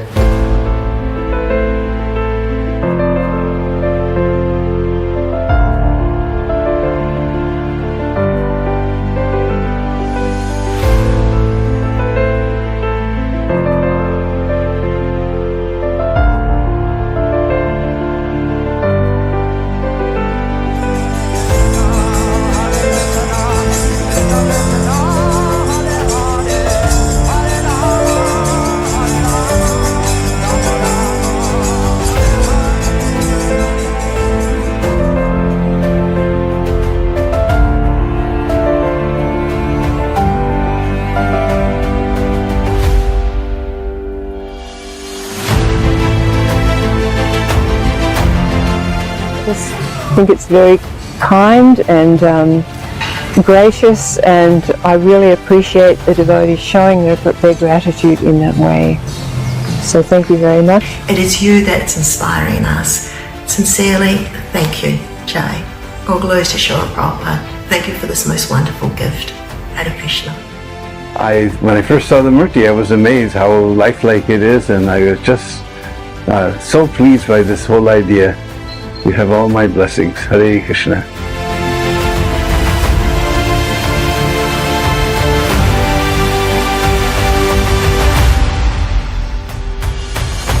So it must be some expense, I would think, quite a bit of expense, because it's so well done. Honestly, it's one of the most beautiful murtis of Srila Prabhupada that I've ever seen. There's a whole technology. This is very, very exact, very detailed. So the fact that there's been so much intention and thought in it, I'm sure it will be successful. The amount of love from Prabhupada came through this murti. It's one thing to buy a murti or ask for a murti, but if someone gives you a murti as a gift, really this is the first murti I've ever received, the one of Prabhupada, so I took it as something so special. And I immediately ran out and got Vyasasan and pillows and chadar, and I'll make clothes for him. It's very small, it's easy to bathe Prabhupada, and it's also easy for traveling, which is very important. When somebody does something like that for you, you're humbled by the kindness and the significance of it. So I'm very grateful, and in fact, I'm so grateful that I don't know, I'm stuck trying to figure out a way how to reciprocate what I can do to show my gratitude. I'm sure that I will get the empowerment to preach, because he only is giving me the power, and I am just his instrument, his servant. So I thank you very much for this gift. I will treasure him very much. Many devotees can get beautiful murti of Srila Prabhupada. So far as I'm concerned, in relationship with my disciples who are so kindly cooperating with me in the matter of my rendering service to my spiritual master, for them I am always ready to come back from Goloka Vrindavan if they are not delivered along with me. That is so encouraging. And he's got a nice pillow. Gosh, very nicely done. Thank you so very much.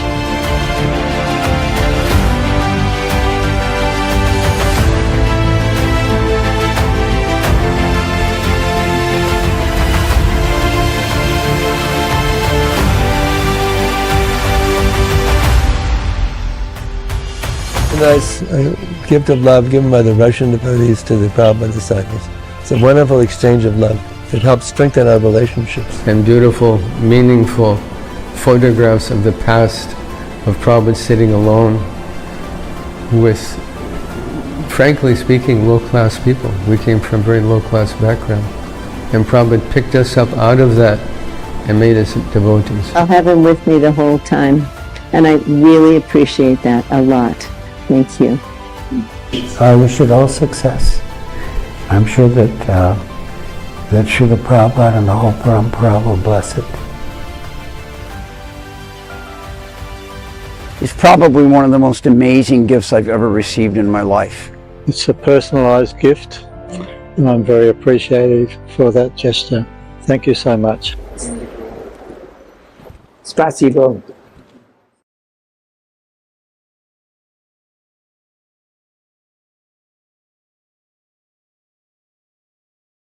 Reflect on how fortunate we are in this generation of ISKCON devotees. Hare Krishna. Thank you so much. Thank you very much, Atul Krishna Prabhu. Thank you, all Prabhupada's disciples who came. Bhaktarup Prabhu, Vedavyas Priya Maharaj, Rida Prabhu, Ajamil Prabhu, Rukma Prabhu. Thank you. And please bless us so we could continue giving these murtis out to Prabhupada's disciples. As I mentioned, there are about 1,500 more to be found and given these murtis. If you happen to know anyone, some disciples of Prabhupada, please contact Shyama Gaura Das Brahmachari. He is right there with a QR code, and you can scan the code and it will open up a form which you can fill up and submit it to us with the name of Prabhupada's disciple. And we count on your blessings. And thank you, Hridaya Chaitanya Prabhu, for gracing the occasion with your presence. Thank you. Srila Prabhupada ki jai. Oh, I forgot to tell you something, sorry. Very important. This piece of metal is actually these coins melted together from the 25 countries of the world, a small piece of that. So this is the equivalent of Prabhupada's presence in all the places he preached in the form of this alloy. And this is what we add to all the murtis. Thank you, Madan Mohan Prabhu. We invite our next speaker, Hridaya Chaitanya Prabhu, kindly come to the stage.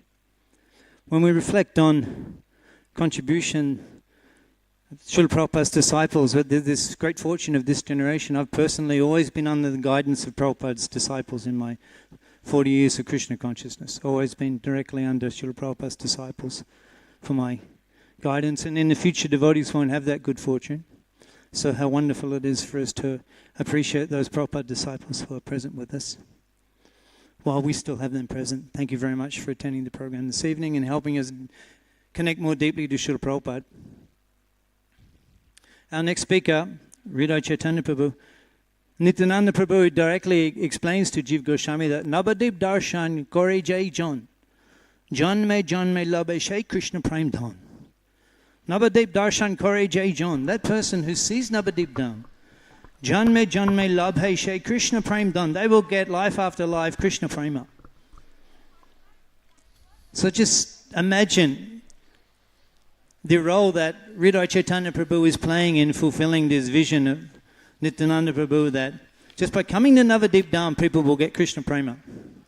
And how many people will come to Navadip Dham as a result of the efforts of Hridaya Chaitanya Prabhu. And so to have him here this evening to share with us his realizations on connecting with Srila Prabhupada on the topic of what can we do best for Srila Prabhupada, we welcome His Grace Hridaya Chaitanya Das Adhikari, ISKCON GBC and manager, the co-director for Mayapur, and a person who's personally given his life to fulfilling the mission of Srila Prabhupada in Mayapur Dham. Hare Krishna. Thank you, Atul Krishna Prabhu. And thank you, Janmashtami.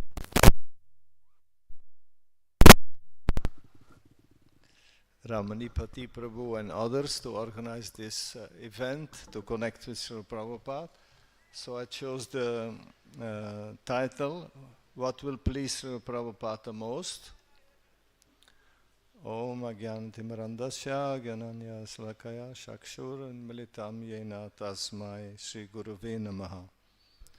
So if somebody asks the questions, what will please Srila Prabhupada the most, and normally you expect to receive like one answer. But there are many times Srila Prabhupada mentioned that this is most important. So that gives us an opportunity to mention many things that Srila Prabhupada considered very important for his mission. To fulfill the mission of his Guru Maharaj, because he was most pleased when the devotees helped him fulfilling that mission. So, in order to advance in Krishna consciousness, there are many aspects that need to be fulfilled, and Srila Prabhupada urged his followers to implement these to serve the greater goal of coming closer to Krishna and to ultimately develop love for Krishna.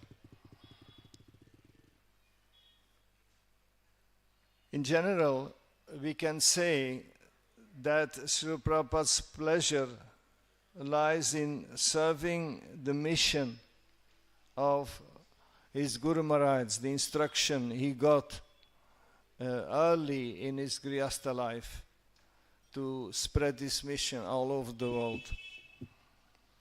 And Srila Prabhupada is most pleased when we print his books, distribute his books, and study his books. And Srila Prabhupada said in a letter to Sudama in January 1974, I am most pleased when my books are distributed. If you love me, then distribute my books. And in a letter to Bhaktarupa Prabhu, who is here with us, Srila Prabhupada wrote, the real initiation is received by reading my books. That was in October 74. And in a letter to Tripurari Prabhu in December 76, he said, if you simply push on this one activity of distributing my books all over the world, you will actually be performing the highest service to Krishna. And to Amsaduta Prabhu, he wrote that my books are the real contribution. They will go on preaching when I am no longer here. Another way of pleasing Srila Prabhupada is by showing our loyalty. Bhakti Charuswami, who was with Srila Prabhupada in the last 6 months or so, as his personal servant in 1977, he always quoted this statement of Srila Prabhupada that he made in a room conversation in May 77. Your love for me will be shown by how much you cooperate with each other after I leave. So this is a very important statement, because Srila Prabhupada was concerned about the future of his movement. He had worked so hard to bring it to a certain point. So that's why this statement is so important. How will we cooperate with each other after he leaves? And another statement, somewhat connected to that, he wrote in a letter to Tusta Krishna. Srila Prabhupada said, if you love me, then remain in ISKCON and serve and never leave. So this is what Bhakti Charuswami always instilled in his disciples, these two statements. To never leave ISKCON. Because sometimes the boat rocks, and sometimes one can become seasick, one can become disturbed, one can have some difficulties.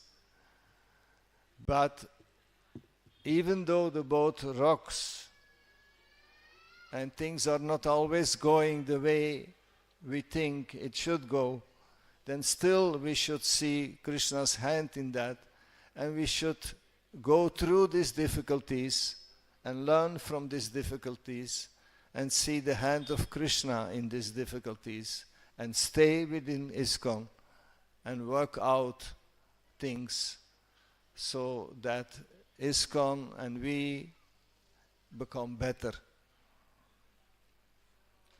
Another statement which Srila Prabhupada was pleased is in relation to farm communities and self-sufficiency. Srila Prabhupada in a conversation said, the real problem is that people are not producing their own food. They should be self-sufficient. This is the real solution. And in December 74, he wrote to Rupanuga Prabhu, I am especially pleased to hear of your farm projects. If these farm projects are organized and managed nicely, we can save the world from the hellish condition.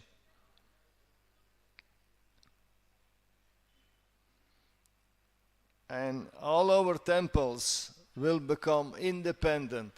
Whatever happens, Srila Prabhupada wanted the temples to be self-sufficient. And that would be very pleasing to him. So that whatever happens in the world, locally, nationally, internationally, that at any time the devotees, communities would be able to provide for themselves.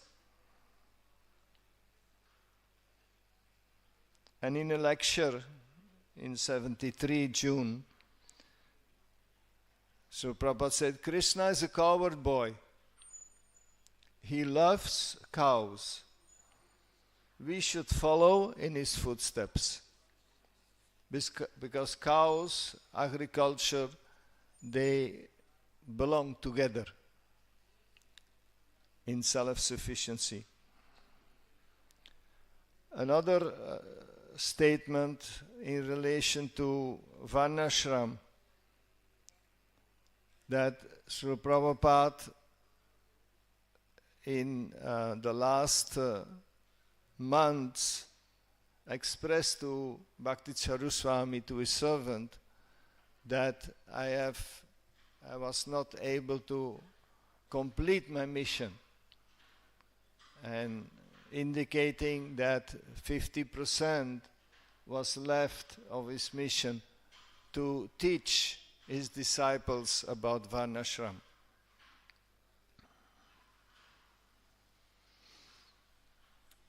So Srila Prabhupada would have wanted us to reach our own potential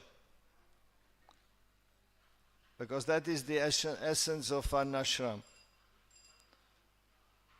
Because in Varnashram one works according to his own Varna, according to his own nature. And it begins with understanding our own nature and then collaborating with each other.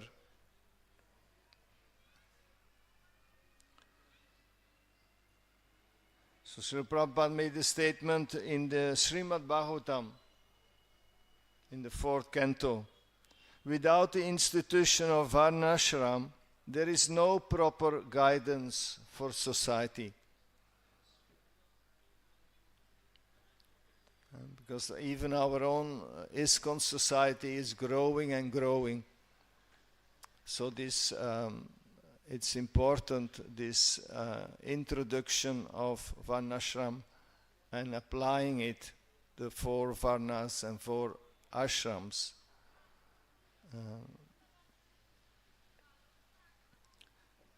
Another point Srila Prabhupada made is about the establishing deity worship and temples.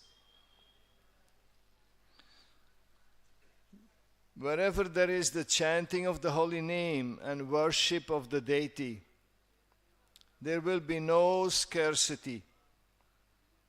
Make the temple ideal places so that people will be attracted and come and see how we are living our Krishna consciousness. That's from a letter to Giriraj Swami. Another statement where Srila Prabhupada says in a conversation in February 1977, if you want to please me, distribute my books and do not change anything.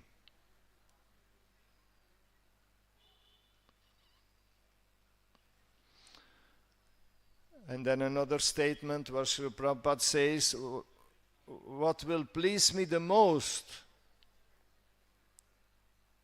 is that all of my disciples strictly follow the rules and regulations of Krishna consciousness, chant 16 rounds, and preach this movement with great enthusiasm. That was from a letter to Madhudvisa in February 75. Srila Prabhupada states in another letter to Hamsadutta that by strictly following the regulative principles and chanting 16 rounds daily, one remains pure and potent.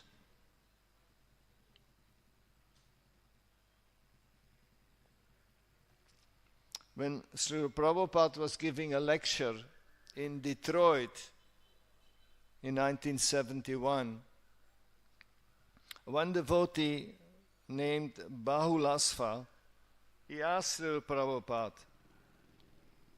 what is the thing that would please you the most?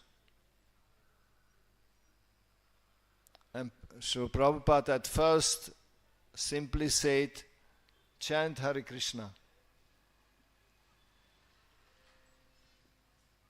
And then the devotees, Hare Krishna. And then Prabhupada said, that is the simple thing. You are chanting, I am very much pleased. That's all. I came to your country to chant, that you chant also along with me. So you are helping me by chanting. So I am pleased. But this tendency is very nice, that you want to please me. So Srila Prabhupada congratulated him for asking the question. Because it's an important question. When you are serving your spiritual master, you want to please him. So it is a natural question to ask, how can I please you the most? And Prabhupada said, that is very good. And to please me is not very difficult.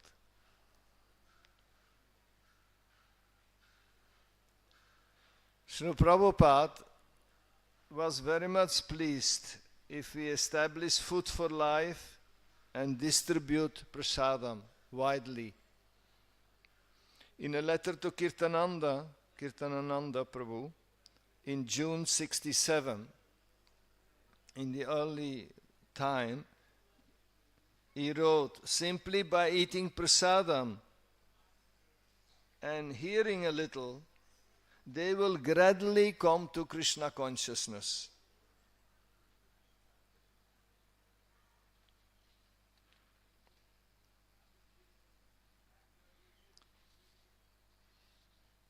So another way to please Srila Prabhupada is by renouncing our wealth. In May 66, Srila Prabhupada said, following in the footsteps of Srila Rupa and Sanatana Goswami, we should renounce our wealth and give 50% for the spreading of Krishna consciousness, 25% for our relatives, and 25% savings.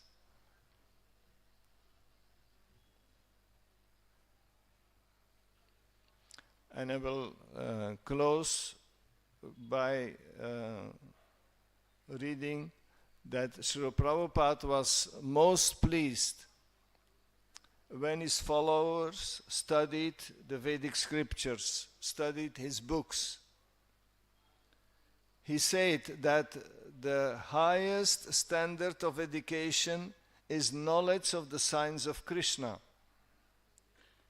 The standard of material education is sense gratification.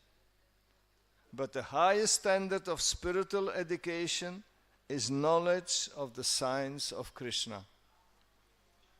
Srila Prabhupada ki jai.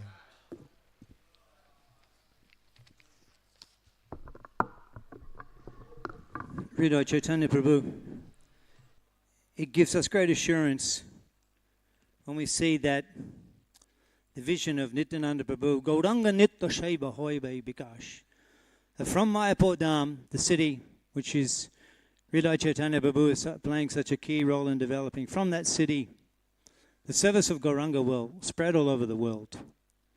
And for us to be fortunate to be able to witness this event, which is a once in a lifetime of Lord Brahma, such an event of the opening of the TOVP, from which Nityananda Prabhu predicted that the Gauranga Seva would spread all over the world, and we'll be witnessing that in our very lives.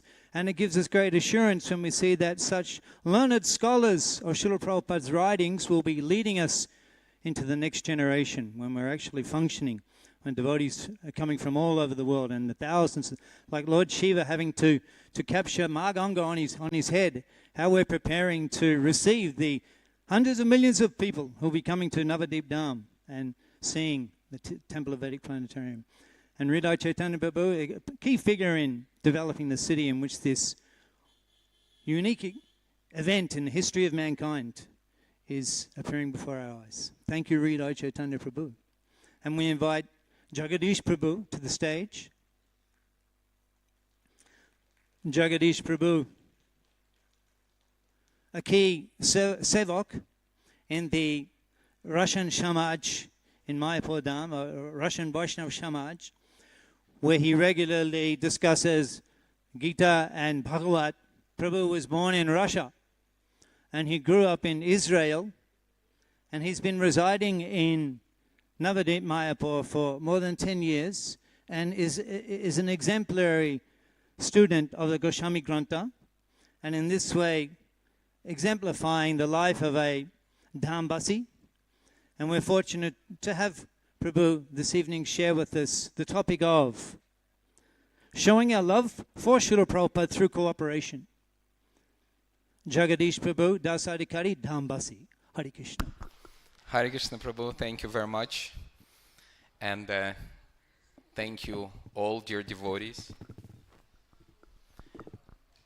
I don't want to even sit down, and I want to stand in front of you all. Thank you, Janmastami Prabhu, for inviting me for this event. It's a privilege. And I would like to say one prayer by Raghunath Das Goswami.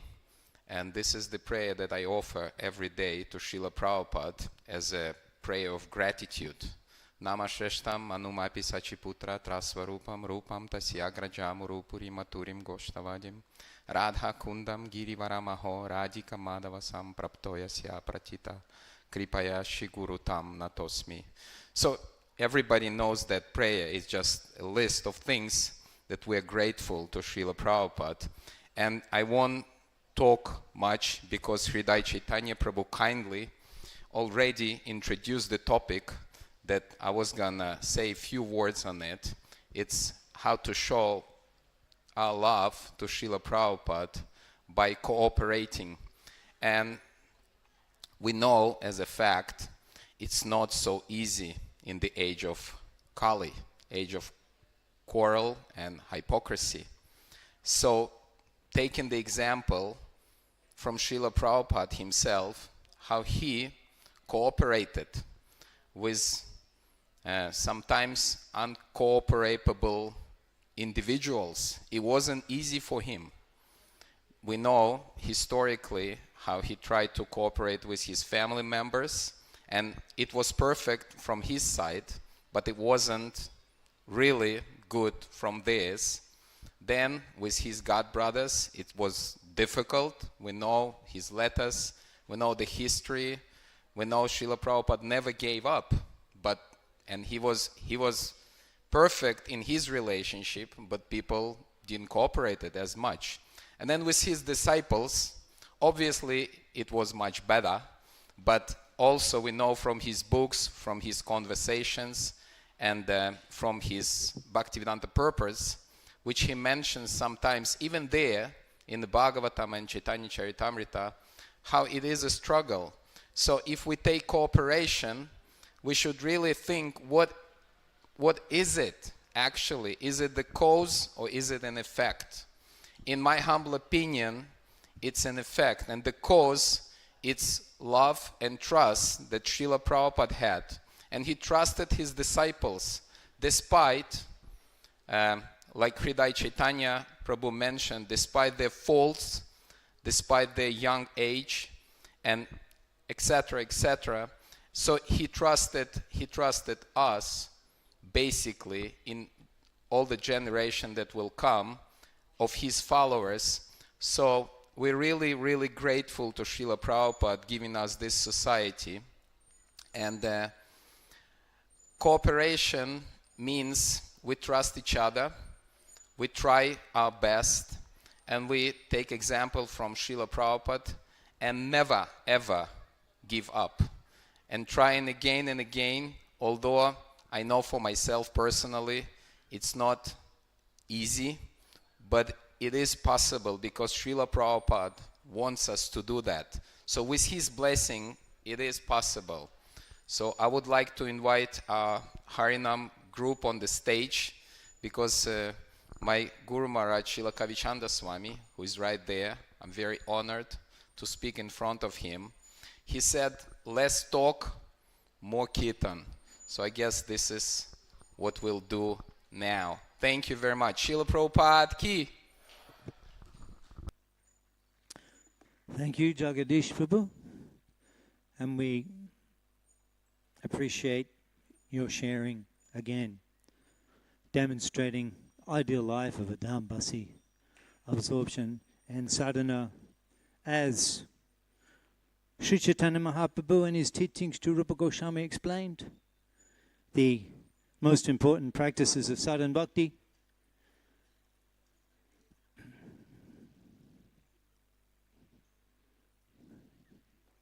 Sharu Shanga, Nam Kirtan, Bhagavat Shravan, Maturava, Srimurtir, Shraddaya, Shebon, Shakal Sharon Shrestha, E Pachanga, of all of the 5 items of sadhana, Epachanga, these 5 items of chanting the holy name, associating with devotees, studying Srimad Bhagavatam, living in the holy Dham, and worshipping a deity, to be able to hear from Jagadish Prabhu, who is personally demonstrating daily practice of these 5 items of sadhana. And in this way, showing an ideal life of a grihasta and in Srila Prabhupada's movement. And in this way, connecting with the essential teachings of Srila Prabhupada as given in his books. So thank you, Jagadish Prabhu.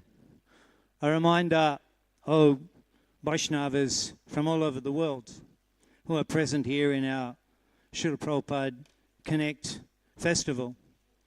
This evening, we'll be having eminent speakers present on the stage in a panel-like discussion facilitated by His Grace Pancharatna Prabhu.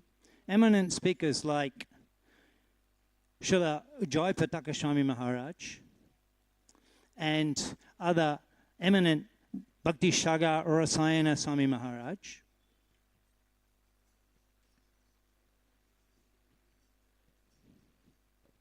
And other sannyasis who are participating in the Srila Prabhupada Connect Festival.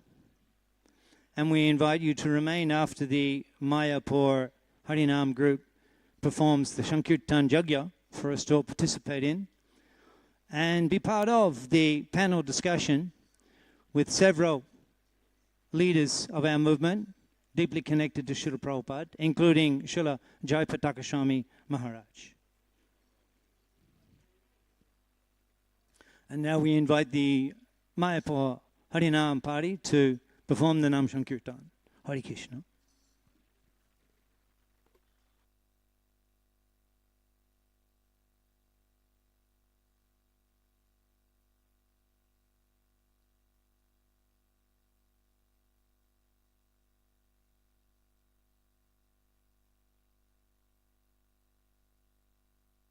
Some of the eminent speakers who will be joining our panel this evening are His Holiness Kavi Chandra Swami Maharaj, His Holiness Devamrita Swami Maharaj, His Holiness Shyam Bhagawan Keshav Swami Maharaj, His Holiness Bhakti Rasayana Sagar Swami Maharaj, and Gauranga Prabhu. So, Bhakti Rasayana Sagar Swami Maharaj is already present with us in the pandal, and we're expecting the arrival of the other eminent sannyasi paribrajakaracharya sannyasis to share with us the topic of connecting to Srila Prabhupada. And that program will continue. They'll be discussing the urgent need. In the panel, we'll be discussing experiencing Prabhupada's presence in our lives. After a Harinam Kirtan, a panel will be discussing experiencing Prabhupada's presence in our lives. Devamrita Swami Maharaj, Kavichandra Swami Maharaj, Sayam Bhagavan Keshav Swami Maharaj, Bhakti Rasayana Sagar Swami Maharaj. So please remain and take advantage of this extraordinary opportunity to deepen your connection to Srila Prabhupada. Hare Krishna. Sri Mayapur Harinam Party. Hare Krishna. Namo Vishnu Padaya Krishna Prishtaya Tali Shrimate Bhaktivedanta Swami Iti Namine Namaste Sarasvati Deve Gauravani Pracharine Nirvishesha Shunyavadi Pashityade Shatarine Hare Krishna, Hare Krishna, Krishna Krishna, Hare Hare, Hare Rama, Hare Rama, Rama Rama, Hare Hare, Hare Krishna, Hare Krishna, Krishna Krishna, Hare Hare, Hare Rama, Hare Rama, Rama Rama, Hare Hare, Hare Krishna, Krishna Krishna, Hare Hare, Hare Rama, Hare Rama, Rama Rama, Hare Hare. Hare Krishna, Krishna Krishna, Hare Hare, Hare Rama, Hare Rama, Rama Rama, Hare Hare. Hare Krishna, Krishna Krishna, Hare Hare, Hare Rama, Hare Rama, Rama Rama, Hare Hare. Hare Krishna, Krishna Krishna, Hare Hare, Hare Rama, Hare Rama, Rama Rama, Hare Hare. Hare Krishna, Krishna Krishna, Hare Hare, Hare Rama, Hare Rama, Rama Rama, Hare Hare. Hare Krishna, Krishna Krishna, Hare Hare, Hare Rama, Hare Rama, Rama Rama, Hare Hare. Hare Krishna, Krishna Krishna, Hare Hare, Hare Rama, Hare Rama, Rama Rama, Hare Hare. Hare Krishna, Krishna Krishna, Hare Hare, Hare Rama, Hare Rama, Rama Rama, Hare Hare. Hare Krishna, Krishna Krishna, Hare Hare, Hare Rama, Hare Rama, Rama Rama, Hare Hare. Hare Krishna,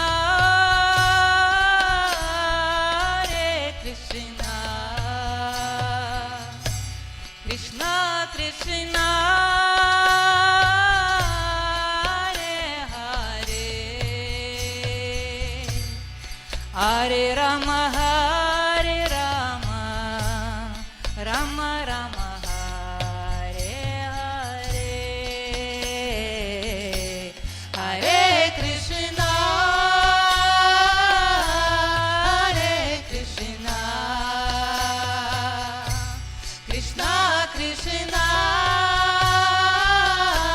Hare Hare,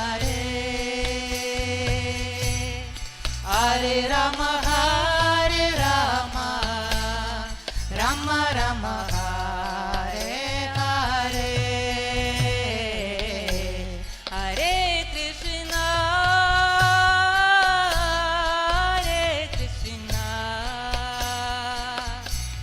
Krishna Krishna, Hare Hare, Hare Rama, Hare Rama, Rama Rama, Hare Hare. Hare Krishna, Krishna Krishna, Hare Hare, Hare Rama, Hare Rama,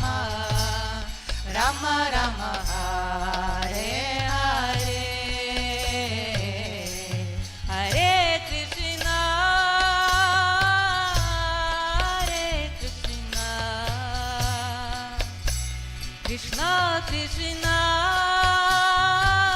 Hare Hare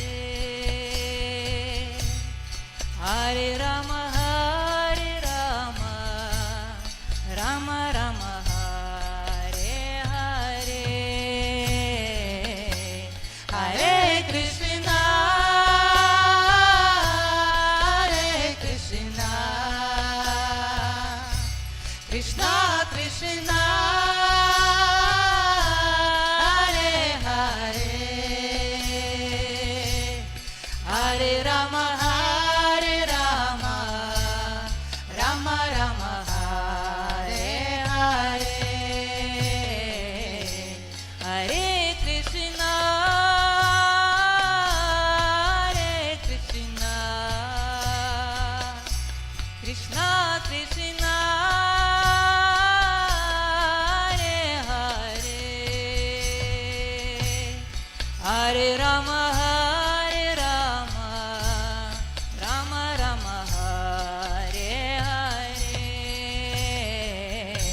Hare Krishna Hare Krishna Krishna Krishna Hare Hare Hare Rama Hare Rama Rama Rama Hare Hare Hare Krishna Hare Krishna Krishna Krishna Hare Hare Hare Rama Hare Rama Rama Rama Hare Hare Hare Krishna Krishna Krishna Hare Hare Hare Rama Hare Rama Rama Rama Hare Hare Hare Krishna Krishna Krishna Hare Hare Hare Rama Hare Rama Rama Rama Hare Hare Hare Krishna Krishna Krishna Hare Hare Hare Rama Hare Rama Rama Rama Hare Hare Hare Krishna Krishna Krishna Hare Hare Hare Rama Hare Rama Rama Rama Hare Hare Hare Krishna Krishna Hare Hare Hare Rama Hare Rama Rama Rama Hare Hare Hare Krishna Krishna Hare Hare Hare Rama Hare Rama Rama Rama Hare Hare Hare Krishna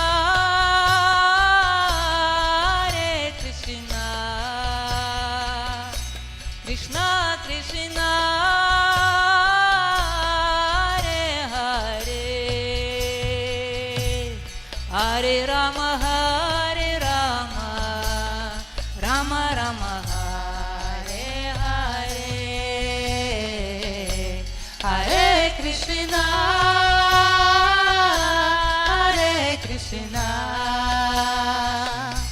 Krishna Krishna Hare Hare Hare Rama Hare Rama Rama Rama Hare Hare Hare Krishna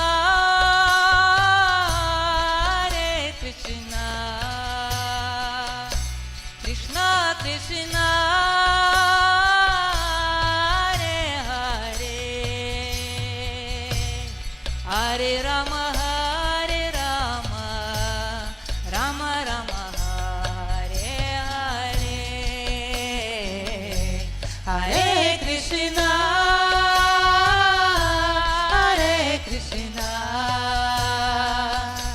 Krishna Krishna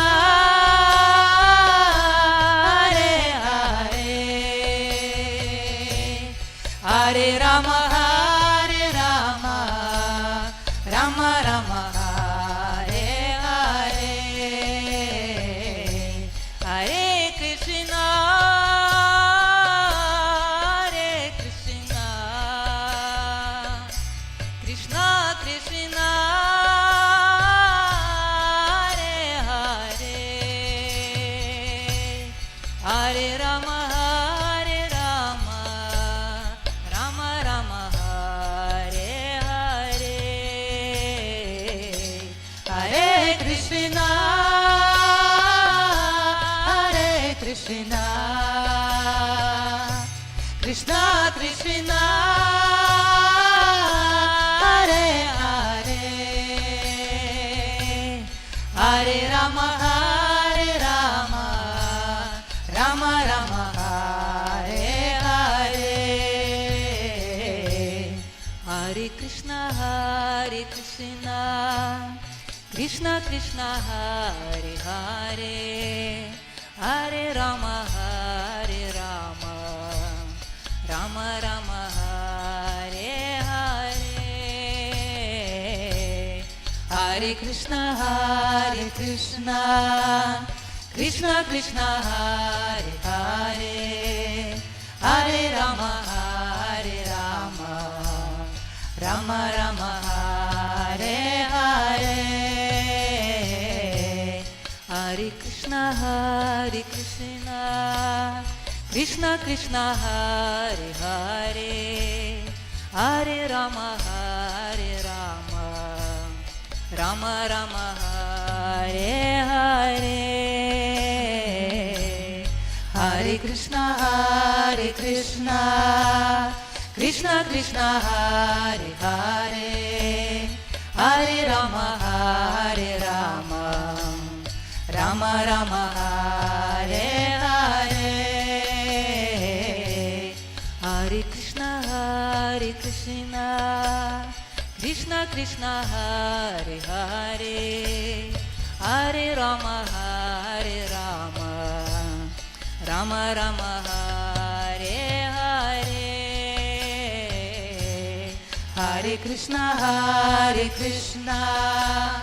Krishna Krishna, Hare Hare, Hare Rama, Hare Rama, Rama Rama, Hare Hare,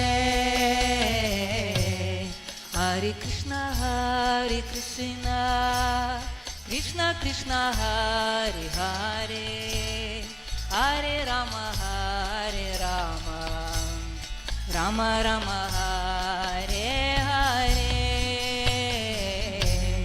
Hare Krishna, Krishna Krishna, Hare Hare, Hare Rama, Hare Rama, Rama Rama, Hare Hare, Hare Krishna, Krishna Krishna, Hare Hare, Hare Rama, Hare Rama, Rama Rama, Hare Hare, Hare Krishna, Krishna Krishna, Hare Hare, Hare Rama, Hare Rama, Rama Rama, Hare Hare,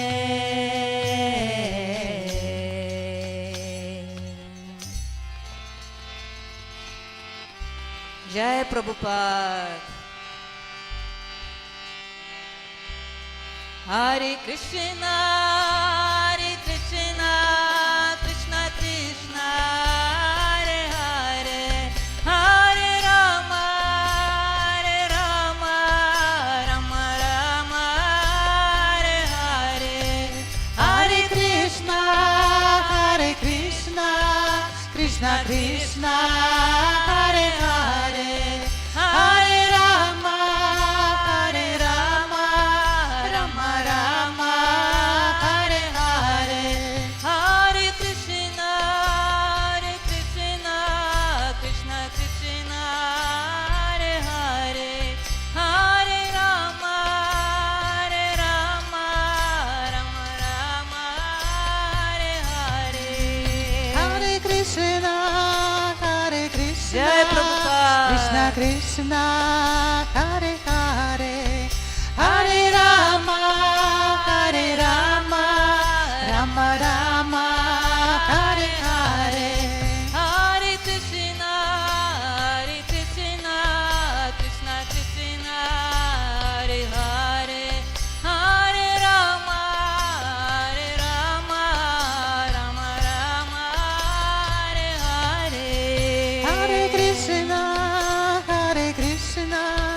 Krishna Krishna, Hare Hare, Hare Rama, Hare Rama, Rama Rama, Hare Hare, Hare Krishna,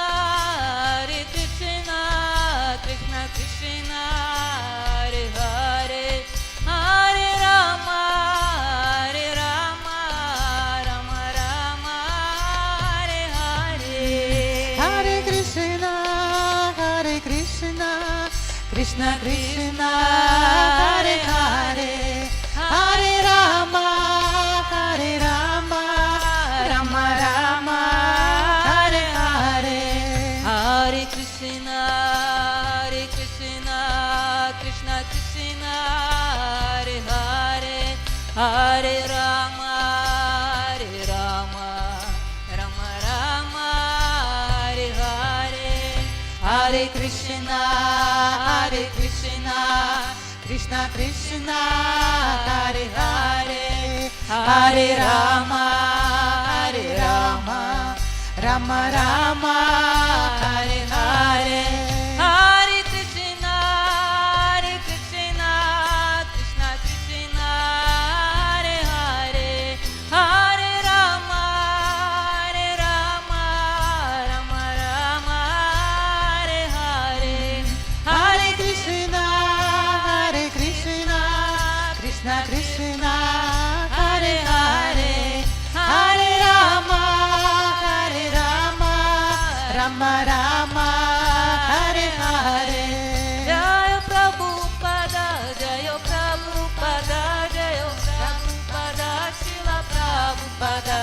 Jaya Prabhupada, Jaya Prabhupada, Jaya Prabhupada, Srila Prabhupada. Prabhupada, Prabhupada, Jaya Jaya Prabhupada, Jaya Jaya Prabhupada, Prabhupada, Prabhupada, Jaya Jaya Prabhupada. Nitai Gora Haribo, Haribo, Haribo, Haribo, Nitai Gora Haribo, Nitai Gora Haribo, Haribo, Haribo, Nitai Gora Haribo.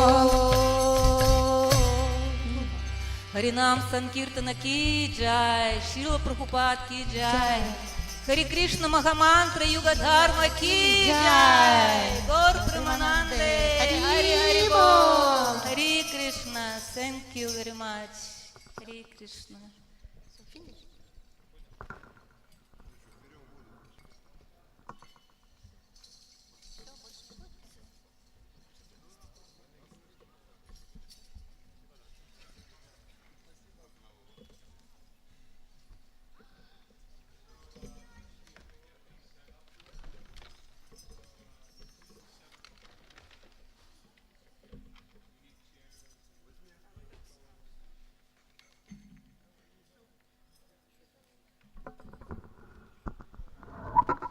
Hare Krishna. Jai Srila Prabhupada ki jai, jai, jai. So we're just going to take a few minutes to get the stage set up for our next program tonight. Really, I think this is kind of the culmination of a day of glorifying, remembering Srila Prabhupada.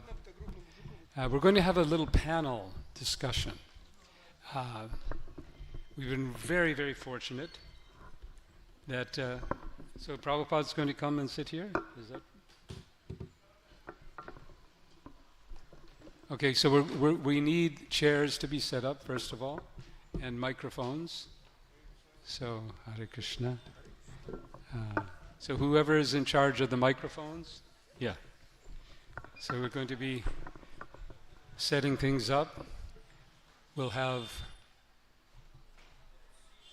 have 6 people, 5 panelists, and myself. So we can set up all the chairs, and then the microphones. Everyone needs to have a microphone, if we can set that up. And meanwhile, I'll just introduce the program. So as you all know, this event is being organized by the Prabhupada Network here in Mayapur. And the Prabhupada Network was established just very recently by devotees living here, led by Janmashtami Prabhu, in order to try to help our community to go deeper into their relationship with Srila Prabhupada. Now, this is being broadcast. It's on Mayapur TV, and especially this program this evening, we hope we can share worldwide, because the topic that we're going to be dwelling upon and entering into, I think touches, is close to the hearts of every member of our movement. And that is feeling, experiencing Srila Prabhupada's presence today. Two of our panel members, Devamrita Maharaj and Kavi Chandra Maharaj, myself as the host, had the good fortune of being in the physical presence of Srila Prabhupada during his manifest Leela here. But throughout that time, he often stressed that the physical presence is actually secondary. And it's the presence by Vani that is most essential. So, are we ready? We got chairs? Okay, good. I'm going to ask our panel members that are here. Some of the panel members are going to join a little later, and several are here right now. To begin with, Devamrita Maharaj, an old friend from New York. Please come to the stage. Let's welcome Devamrita Maharaj. Thank you. And then I'd like to ask Bhakti Rasayan Sagar Maharaj. First of all, is Kavi Chandra Maharaj here? He is here. Okay. So Kavi Chandra Maharaj, please come up. Thank you. Hare Krishna. Is this, yeah, okay, this is, please come up and have a seat. And then Bhakti Rasayan Sagar Maharaj, if you could also join us. And Swayam Bhagavan Keshav Maharaj. And Gauranga Prabhu will be joining us. He just had he has so many responsibilities, and he had a call that he just couldn't, conference call that needed to be done. So, the format of our program tonight, I am blessed, you could say, with the opportunity to ask questions. And that's one of the things I most like to do, is ask questions. I have many. And I enjoy asking questions, and I enjoy hearing the answers from these elevated devotees. So that's my job. We will be going through questions that have been already considered, or I should say selected. But we will also, I'm sure, in the course of our discussions, we're going to have more questions. So this is a kind of a free forum and for the panelists. We don't want to lock you into anything. We are expecting somewhere around, I think, 7:15 or so, 7:30, that His Holiness Jai Bhattacharya Maharaj, despite his ill health, he feels so strongly about this topic that he wanted to come and give a few words. So whenever he comes, we'll just pause our panel discussion, and then we will hear from him. Okay? And then after he has gotten a chance to speak with us, I think he'll have to go back, and then we'll continue until roughly 8:30, or depending on how long he needs to speak. So, First, I've introduced your names, but not much more about you. Let's start. I invited Devamrita Maharaj to the stage first. So Devamrita Maharaj is an old friend from New York. We were together in Henry Street there in Brooklyn. He is now serving as a member of the Governing Body Commission, particularly with New Zealand and Australia. Has also initiated many disciples, written books. I'm not going to spend a lot of time now going into details about each one of our panelists because you can learn much, much more than I could say here by going on Google or whatever and reading about them. Kavi Chandra Maharaj, again, I think it was 1970 that you, and Maharaj, you were 73 or 72 that you? 72, 73. 72, 73. They joined our movement and became initiated by Srila Prabhupada. Kavi Chandra Maharaj, I know you as one of the traveling Radha Damodar devotees. I know that you then started traveling all over the world, and now you are a member of the governing body, and you were at Japan and West Africa, and you probably a long list. It would take a long time to recount. And we've spent time in New York, a wonderful time there as well. Bhakti Rasayan Sagar Maharaj, initiated by Indradyumna Maharaj. Originally, you're Russian-born, I guess, but travel and do many things. But basically, the Russian-speaking language areas is your focus. And Swayam Bhagavan Keshav Maharaj, our newest sannyasi on the block here. You have been known in the past as Sutapa Prabhu and you're an author, you have online preaching, and now you're also, I think, the zonal supervisor in parts of UK, and that's many other services. We don't have enough microphones. We wanted to have everyone with a microphone. So what's going on here? Mic men. Yeah, it's much easier. I'd want, to pass the mic is... Can we get microphones to the other two? Oh, we have a portable mic? If we can? Okay. I'm going to take this chair. Also, I want to welcome not only all of you in the audience, but everyone out there in TV land, Mayapur TV, and since this will be shared in the future to all of you who watch this after it's recorded and distributed, welcome to you all also. Hare Krishna. Jai Srila Prabhupada.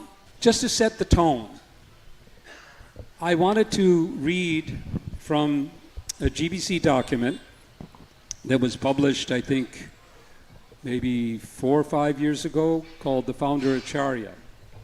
And this is an official statement on Srila Prabhupada's position, and this, I think, is what is going to be what we're really talking about. Okay.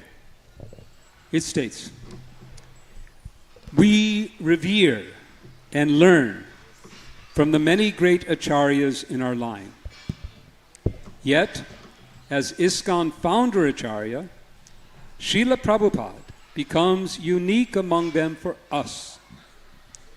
In ISKCON, Srila Prabhupada himself remains present, generation after generation, as the single prominent Shiksha Guru, immanent in the life of each and every ISKCON devotee, a perpetual, indwelling, active, guiding, and directing presence. So these are the themes we want to explore. Presence. Presence in guiding. Presence in active presence. Okay? How does that work? So that's our question. So I'm going to, because we have, I'm thinking that I'll just, because all of you I know have something to say about this. So what I'm thinking is just to start things off, I'll ask Devamrita Maharaj and Kavichandra Maharaj as GBC members to give some of their responses. And then, so for the first questions at least, all of you, I'm going to ask you all to respond. Is that okay? Yeah, that works? All right. These panel discussions can be not so easy when you have, especially you have so many people. Not so many, but okay. So, I sent you these questions before, so you should be a little familiar with it. But the first one that I wanted to ask goes to kind of the, what's the significance? So the way I put it is, what's your understanding of the importance for ISKCON members to connect deeply and experience the presence of Srila Prabhupada as our founder Acharya? So, Devendra Maharaj, if you could lead us off with your thoughts on this. And any other, we just as an aside, we did many Mangalacharnas for this whole program in the beginning. So this is a continuance of the whole program. Excuse me?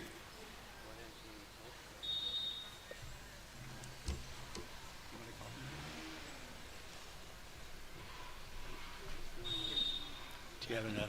Yeah.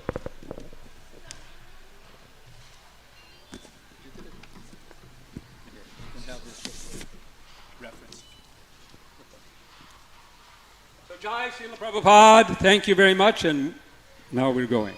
Hare Krishna.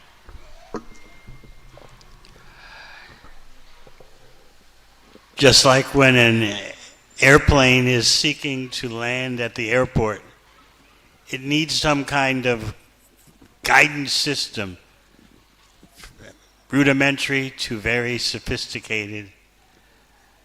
And there are airports in the world that are very tricky to land on. Yet because of a good guidance system, the planes are able, most of the time, to land properly. Similarly, Srila Prabhupada is our guidance system. There can be so many activities going on in ISKCON, but the guiding light of Srila Prabhupada keeps everything on course. Many of you may have noted that there can be varied opinions about how to do things, how not to do things. That's to be expected because we're all individuals. But because of Srila Prabhupada as the foundation, everything can stay on course. Even amidst varied individuals, varied opinions, varied methodologies, varied strategies, because we have that foundation, we're able to stay together and move forward. Previously, Gaudiya Vaishnavism was like a village phenomenon. And then Bhaktisiddhanta Saraswati Thakur took it to the cities of India. And then Srila Prabhupada took it all over the world, to the cities and nations of the world. This is a very great achievement to go from kind of the village guru concept to an international society for Krishna consciousness. And this is possible, to go from the village guru system to an international society. It's possible because of Srila Prabhupada as the founder Acharya, as the foundation, as the anchor, as the central core. Thank you. Thank you. That's a very good lead-in and getting us oriented. I remember seeing something with how difficult it is for those planes to land. They really have to go right on the mark in order to get there. Kavichandra Maharaj, could you speak a few words? Yeah. I'll just read this question. Hare Krishna. What is your understanding of the importance for all ISKCON members to connect deeply and experience the presence of Srila Prabhupada as our founder, Acharya? Well, that's a big one, but absolutely necessary, because the movement is Prabhupada. Prabhupada said it's his body. This ISKCON is his body, and so we're all limbs, and all of us, and we can connect. Most of us, Prabhupada's disciples, we didn't have very much, close association physically. Myself, I heard so many times the leader of our party, wherever Prabhupada was in America, he would take off. Service and separation is higher. Bye-bye. And so you all get that mercy, but now you can connect. Of course, we have all of Prabhupada's books, which we didn't have. We have all of his lectures, all of his morning walks. Some of us went on a few morning walks. It was just getting recordings wasn't very common of lectures and stuff in the early days. But whatever we had, Prabhupada was there, and he's still there even more. Everywhere we look, it's just reminded of Prabhupada. Now, yesterday we opened that museum. I recommend everyone to go and spend some time there to see what an amazing person, how many, not only people, his lives he touched personally, but how many things. Like they have so many paraphernalia that Prabhupada used in many places in the world. It's just incredible. I was thinking that when I leave, there's nothing, There'll be nothing for anybody to think about, but Prabhupada, everybody just gave him things, and he'd use it a little bit and give it away. Now devotees are inspired, because if it's in this museum, it's there for, however long the Kali Yuga lasts. If somebody's keeping it at home, who knows what's going to happen to it. But in this place, it's for everybody to, and it's not just seeing something, it's an experience. Those things are, the vibrations, you go in Vrindavan also, every little thing that's in there is just glowing, with Prabhupada's energy. So we're very, very fortunate, especially just associating with devotees and, doing whatever service is.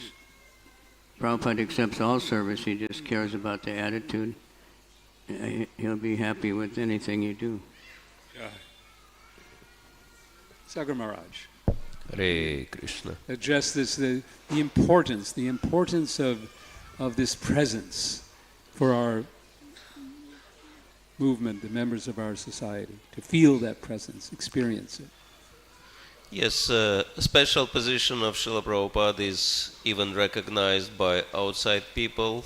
Like we heard that CNN listed Srila Prabhupada as one of the 10 top achievers of the 20th century, even though materialists calculate money-wise. But even in that category, Srila Prabhupada came as one of the biggest achievers in 20th century. So, yes, as Devamrita Maharaj mentioned, Srila Prabhupada really took it to the level, Krishna consciousness, to the level no one could imagine. And interestingly enough, I came across the conversation in which one disciple of Srila Prabhupada glorified him. He said, "You're achieving so much, no one could imagine that you will achieve so much." And Prabhupada said, "Yes, I know. No, even I could not imagine that I will achieve so much." So Srila Prabhupada really showed us an amazing example of empowerment, and he told that he will live in his books, for example. And it's really important for us because he is the model and the guide for perfect and pure Krishna consciousness. And if we want to be perfectly and purely Krishna conscious, we need to keep our connection and develop our relationship with Srila Prabhupada through three primary things. One is, of course, his books. As he said, the best I have is in my books. And second, a legacy, powerful legacy he left is his disciples. That just by associating with Srila Prabhupada disciples, we, get completely new understanding, fresh understanding of what Krishna consciousness is in so many ways. And second is Srila Prabhupada society, which is really empowered, as Srila Prabhupada was. And so through these three medias, books, disciples, and devotees in general society, Srila Prabhupada has manifested himself very powerfully.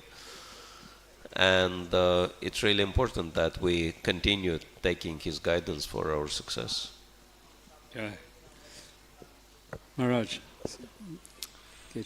Just to build on what the other speakers have said, the material world is a confusing place. And the material world in Kali Yuga is an even more confusing place. And the material world in Kali Yuga, in the West, overcome by materialism, is an even more confusing place. And therefore I think Srila Prabhupada, his importance is in the fact that he brought clarity to a very confusing time. The Shastra may give all the principles of how to navigate through the forest of the material world and go back home, back to Godhead. But it's really the Acharya that teaches us how to live that Shastra, how to apply that Shastra, how to find the essence of that Shastra, and where to put the emphasis in the particular time, place and circumstance in which we're living. And so I think Srila Prabhupada's importance is that he brings clarity to a very confusing time. And it's also very interesting that when the Acharya comes and he brings clarity to a very confusing time, when the Acharya then departs from the world, that confusion can set in again. And therefore, realigning ourselves, reconnecting ourselves, rededicating ourselves to the Acharya after their physical departure from the world is essentially important, because again that confusion can come back in. So for me, the way I see Srila Prabhupada is he's the one that clears the confusion. Thank you. Moving into our next kind of arena of question, I wanted to just read something that is from a conversation that took place back in 1975 in a press conference, and this is quite a famous quote. Many of you may have already heard, but it's worth reflecting on now. A reporter asked, what will happen to the movement in the United States? He was in the United States. When you die. And Prabhupada's response, I will never die. And there was, the devotees all exclaimed, Jai, Jai. And Prabhupada continued, I shall live for my books, and you will utilize.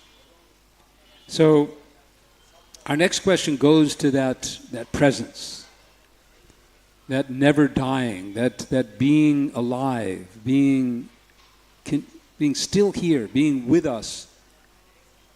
Obviously, he's not physically with us in the same way he was, walking and speaking. But he's making it very emphatic, and this is not the only place. This is one famous place, but there's quite a few places where Srila Prabhupada gives the same message. I will not die. I will live. I am going to be alive and with you. So What's that kind of presence? How do you understand that? And maybe since you were the last to speak, we'll go with you first, Kesha Maharaj. Yeah, I talked about confusion and how the world is a confusing place and how Srila Prabhupada is the one guiding us back. I think when we connect to Srila Prabhupada's teachings in such a way that we see that those teachings are equipping us with everything we need to navigate life. When we read Prabhupada's books and we can understand that all my questions are being answered. When we read Srila Prabhupada's books and we can understand that all the decisions I need to make in my life, clarity is coming through Srila Prabhupada's teachings. When we read Srila Prabhupada's books and we feel as though there are doubts in my mind, but now I'm reading Prabhupada's books, those doubts are being cleared. I think when we tangibly feel all of these things happening, we feel Srila Prabhupada is speaking to me, speaking to my heart, guiding me, walking with me, taking me through the chaos of the world. And so I think when we deeply connect with Vani and we see how that Vani is actually helping us to walk through life, then I think that presence of Srila Prabhupada is very palpable. Kavi Chandra Maharaj, what are your thoughts on this? Well, everywhere we look, there's Prabhupada's presence. Seeing devotees, even in Vrindavan, I go up on the roof and, you just see all buildings. But that's Prabhupada. I can't comprehend that Prabhupada he wanted everybody to come to Vrindavan, that's what's happening. So now it's a big city. When Prabhupada first came, it was a little village, very poor. Prabhupada, I was remembering Vrindavan was so quiet and peaceful.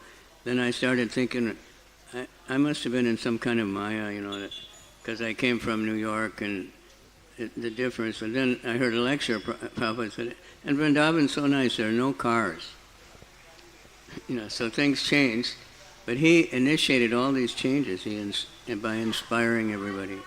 So his books are there everywhere we look. You see somebody distributing books, and there's Harinam all over the place. The internet is full of devotees, temples, temple openings. It's all Prabhupada. So we just have to open up and then take advantage of it. It's sometimes not easy, to remember that Prabhupada's always there. He's in the heart, in our heart, but he's in everybody's heart. So especially, he stressed on his books, but the books about Prabhupada, all the different memories and all the different attempts to glorify Prabhupada by so many temples and festivals, Ratha Yatra, all these things, It's only because of Prabhupada that any of us are here. He's saying that, clear the confusion, so that Om Jnana Timirandasya Gana Gana Jlakaya. He opened our eyes, he turned on the lights. It's very confusing in the dark. In mode of ignorance, everything is confusing.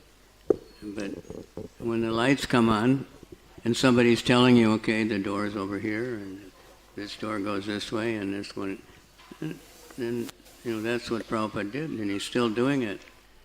We hear about people every day saying how they just met a devotee, they got a book, they're somehow or other, and they just changed their life. Like sometimes instantly, sometimes it takes a while, but that first step, Lava Matra, it's all, the devotees represent Prabhupada everywhere. It's overwhelming. It's like I said, that museum, they asked me to talk, I said, it's overwhelming. Just, how could anyone been so great, so amazing, so influential? And so many people met Prabhupada. Nowadays, most of them are gone. I was in Bombay in the early 80s, and so many people came. They would say, oh, you came to my house with Prabhupada, right? Of course, I did. I finally just started saying yes, because if I said no, they'd argue with me. because all white men look the same. But, but so many. It's just like everywhere you turn, and it's still like that. And people are dreaming about Prabhupada, new devotees. People that never even hardly saw a book. So. Yeah, I think we'll get to the dreaming thing is one of the things I wanted to touch upon, but a little later. Devamrita Maharaj, if you could. I think that many persons in the audience are wondering what it would be like to be not one of the big leaders during the time of Prabhupada's presence, but what we would improperly say the ordinary devotee, the rank and file devotee. What was it like? Because Prabhupada obviously couldn't give his physical association to everyone. I can speak from my own experience. I was just always longing for any opportunity. When could I get Prabhupada's physical association? I thought that would be the be-all and end-all attainment. So I was always thinking, how am I going to be able to do that? During my university days, I had studied under the greatest intellects on the planet. And then I discovered Srila Prabhupada and realized he's the smartest person on the planet. I want to study under him. But then I started hearing Prabhupada explain that Vani is more important than Vapu. He would say things. I remember because I had this service in Los Angeles of filing all his correspondence, both letters to him and from him. And he would write, physical association is for neophytes. I said, well, let me be a neophyte. Then I'll get the association. Of course, Srila Prabhupada didn't mean it in that way, that we should remain neophytes clinging to his physical association. But I remember once in Los Angeles, one of the first devotees in India, this is, yes, if you can imagine a time when there were practically very few devotees in India.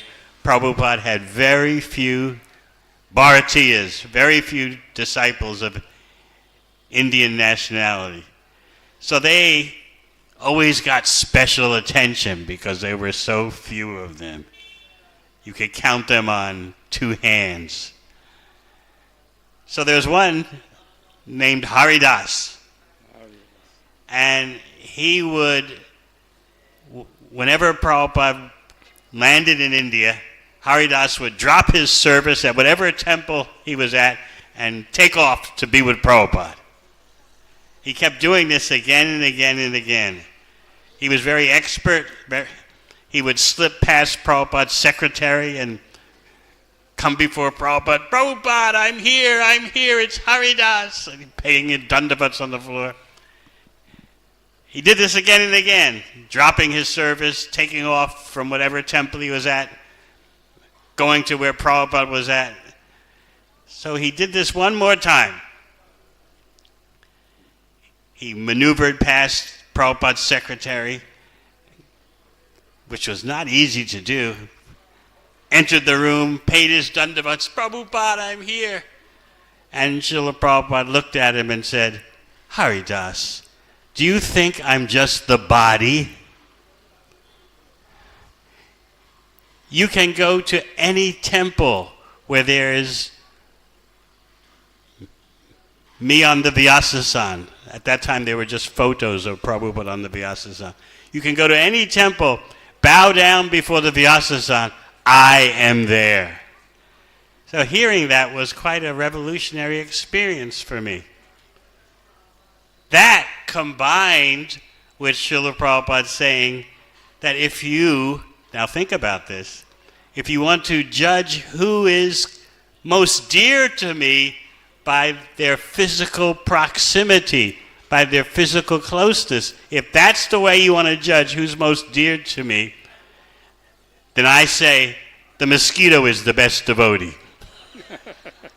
but what is the purpose of the mosquito being so close? So hearing those two items made me think that maybe I should adjust my approach, adjust my understanding. Jai. Sagar Maharaj. Hare Krishna. Maybe to lighten the conversation, I could tell a short anecdote about Srila Prabhupada. Yeah, that's going to be hopefully a good part of all of our conversations here. So please go ahead. There was one man who hijacked a van, but this van belonged to the devotees. And on the way, he turned the tape player, and it had Prabhupada's class in it. And it was the middle of the class, and Prabhupada was saying that everything belongs to Krishna, and if you steal from Krishna, you are a thief, and every thief will be punished by the laws of nature. And this, man, he listened to the class, he turned around, he brought the van back to the devotees, and he said, "I'm very sorry. I didn't know that you're, godly people. I want to give it back to you." So, Srila Prabhupada is really present in, and I'm pretty sure that every single devotee had that experience. Whatever doubt, whatever question we have, we just happen to turn on the recording and hear the answer from Srila Prabhupada or open Prabhupada's books and land at the exact page we needed to read. So yes, Srila Prabhupada is very much present in our lives, and for me personally, to be honest, Srila Prabhupada is very kind and benevolent grandfather, as he would say that grandfather is always kinder to his grandchildren than to his children. And I think us as second generation devotees, in that sense we are more fortunate, because Srila Prabhupada is very patient and kind towards us. So you started this, you gave an example of someone else who experienced Prabhupada just without any qualification, but Prabhupada just inserted himself into that person's life. Maybe you could, and I'm going to ask all of you to reflect on some of your own personal experiences. You mentioned some, like turning on you have a question and then you open the book and that's the answer right there. Anything that stands out in your memory of a time when you really, really felt Srila Prabhupada is alive, he's present, he's here, he's accessible to me? Well, one of the the experience, powerful experience I had with Srila Prabhupada when before I became a devotee, I was a what do you call it? A political fighter against the communist rule, and I nearly went to jail for that. And they were prosecuting me and they were dealing with my case, but then at the exact moment Soviet Union collapsed, and so they had to, whatever I was talking, everyone started speaking openly, and then they had to close my case. And only later when I became a devotee, I've realized that, Srila Prabhupada, when he visited Soviet Union, he said, these are good people, but they're very suppressed because they're not allowed to believe in God. And this godless system will not last. It will collapse. And, whatever pure devotee says, his desire, Krishna fulfills. And so this system collapsed exactly at the moment I needed it to collapse.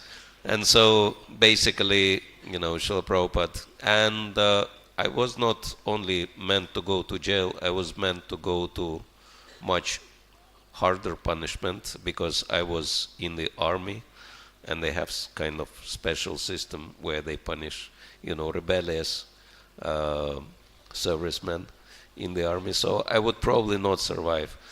And so I'm thinking that Srila Prabhupada started the process which brought the change, which saved my life. So effectively Srila Prabhupada saved my life personally in this sense, and it just makes sense to dedicate my life to him then. Jai, Jai. Devendra Maharaj, you have some special memory you'd like to share with us?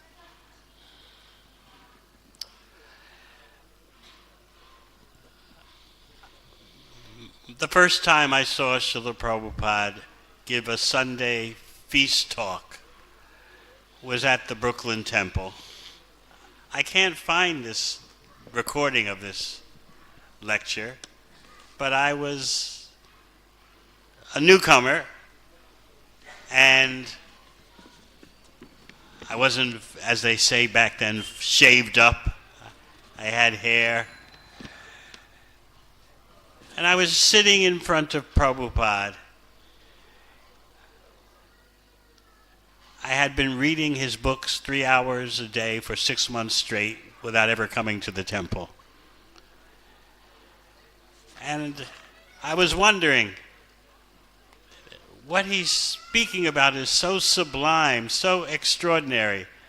As I said, I've studied under the best material brains around, and no one can match him.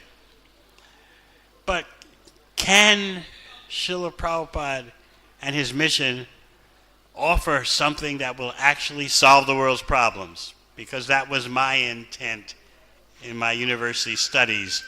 I wanted to find the solution to all the world's problems. So there I am sitting in front of Prabhupada, about less than 1 meter away, maybe 2 feet away. And I'm soaking in his nectarian presentation. He was speaking, I believe, on the prayers by Queen Kunti. And I was thinking in my mind, as I sat right in front of him, not even quite yet a new bhakta. Somehow or other, Pancharatna Prabhu and the other temple leaders, they let me live in the temple, although I wasn't chanting 16 rounds. I remember. So I'm sitting in front of Srila Prabhupada, soaking up the nectar, wondering, though, in the back of my mind, as fantastic as this is, how is it going to solve the world's problems? And then Prabhupada started thundering. If you're optimistic about material life, you're an animal. Only an animal is optimistic about material life. If you're a human being, you must be pessimistic. Now, ordinarily, if someone exploded like that in front of you, you'd never come back again. You'd run away. But Prabhupada's compassion, his pure heart was so overpowering that I could just sit there and just continue to soak it all up. Like, this is the best thing I've ever heard. If you're a human being, you must be pessimistic. And then he ended his thunderstorm by saying, but in Krishna consciousness, everything is optimistic. So that was my first impactful experience besides reading his books. I had read his books 3 hours a day for 6 months straight, never been to a temple, had no intention to come to a temple. But when I first came, that's what I heard. And so it impacted me so deeply.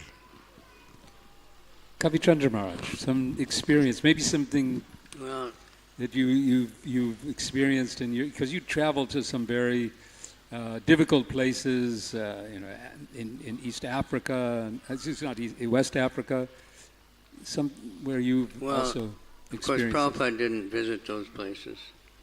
But I'm talking about more like in your current now today, something that where you saw, okay, Srila Prabhupada's physical presence is not here, but his spiritual presence. Well, everywhere devotees are reading his books, they're doing Guru Puja, they're doing Mangalarti, That's all Prabhupada.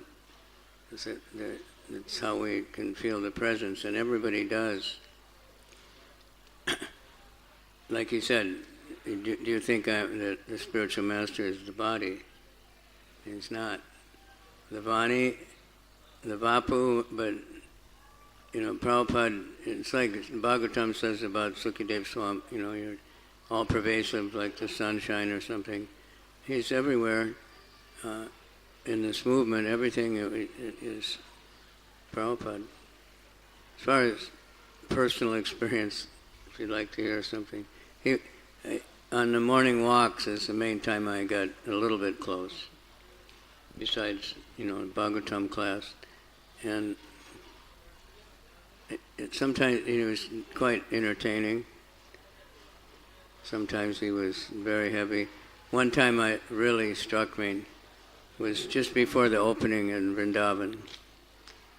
And it was total chaos, and nothing outside was finished. And the inside was kind of finished, but outside was, construction. It was so out on the road.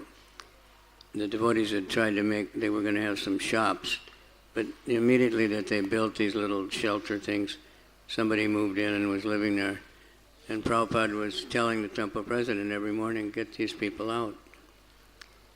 So maybe about the third day, he said, why are these low-class people still here? I told you to get them out. And he said, well, I told so-and-so to do it.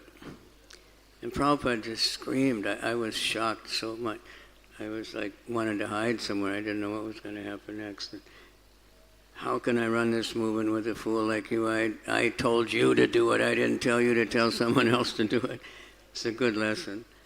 And it sounded like the ground was shaking, and actually it was done in Jayaprabhu. I asked him years later if he remembered that. He said, yeah, many times for him.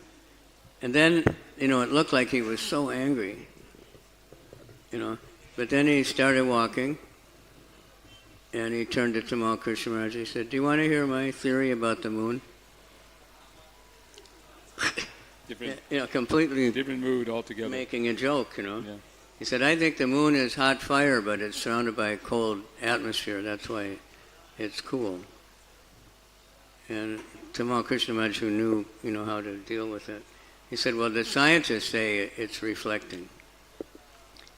And Prabhupada looked at the dirt road. He said, why isn't this reflecting? Why isn't this glowing?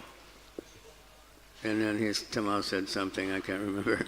Tamal looked at him and said, Prabhupada said, why aren't you glowing? And the whole rest of the walk, he just joking about everything. Yes.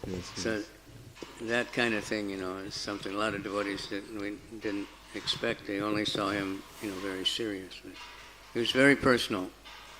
And we advise, if you want to get to know Prabhupada, listen to the morning walks. They're very intimate. He's so relaxed. He let devotees talk a lot, to tell him what's going on in the world, and he would explain how crazy it is and how it's wrong. And, it's very sweet. I want to come back to that, but first I'd like to ask Keshav Maharaj to give some experiences, perhaps. You of course never physically met Srila Prabhupada, but some of the times in your life where you really, really felt Srila Prabhupada's presence. About 15 years ago, I was traveling in India. So I traveled for a month and went around to holy places and collected many, many blessings, dipped my beads in all the holy rivers, and then I went back to London. And I think it was 2 days after I landed back, I was on book distribution, and I left my beads by the book trolley. Anyway, I came back at the end of the day and someone had stolen the beads. So I was kind of crestfallen. They were my initiation beads, and they'd collected all these blessings from India.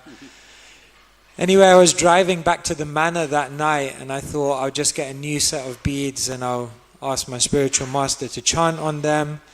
So I had this plan in my mind. Next morning I woke up and I went into the morning program.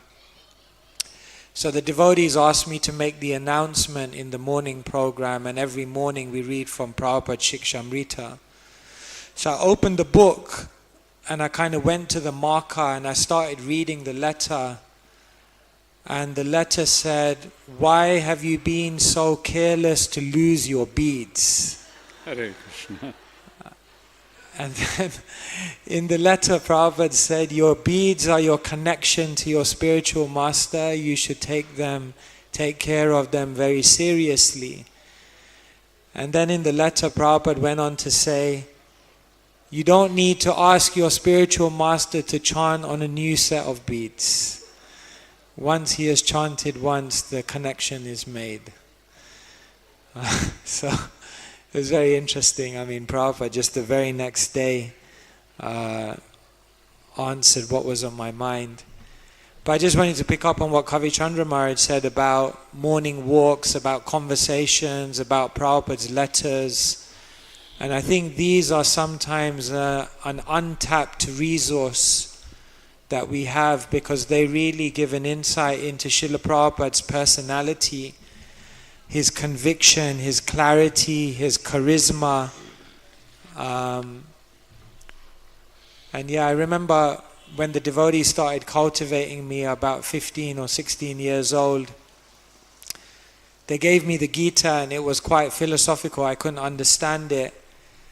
But then one devotee gave me Prabhupada's conversation book, the first volume, and I just read it so quickly. It was so fascinating. And so I just kept reading all of those. And so I read the whole conversation series before I had read any of the other books. And they really gave me a sense of Prabhupada's personality. So yeah, just to build on Kavi Chandra Maharaj's point that Prabhupada's conversations, letters, these are also a beautiful way to connect with Srila Prabhupada's personality. I'd like to continue on that, because Sakar Maharaj, you also mentioned these three legacies of Srila Prabhupada. His books and his society, but then you mentioned his disciples. But in one sense, it's through his disciples that we hear and learn so much about his personal life outside of the books themselves. We hear from them not just, of course, there's the morning walk conversations, but then there are all these memories. And perhaps we could hear a little bit more. Ah, yes, okay. We have to welcome His Holiness Jayapataka Swami Maharaj, who feels so strongly about this that he is proof of Prabhupada's power. Yes. That he never gives up, because he's so inspired by Prabhupada's instructions to him. He refuses to leave his body until he's fulfilled all of them. And there's many, many, many to go. Unlimited. So what we're going to do... Everyone should take great inspiration from this. We'll just move... You can stay where you are, but just give a little space here. I'll move over so that Maharaj can stand here. He's going to speak for 15, 20 minutes or something like that. And then we'll pick up where we were. Thank you for this, because he really... Thank you. So, thank you very much. I'd like to welcome His Holiness Jayapataka Swami Maharaj Ki Jai Hari Bol. Thank you very much, Maharaj. Mic people will need to set up the microphone so that he can speak.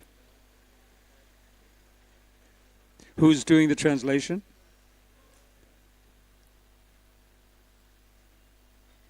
Sujitendriya Prabhu, are you translating? Who's translating? Or simultaneous translation? Okay. They'll be repeating. Okay.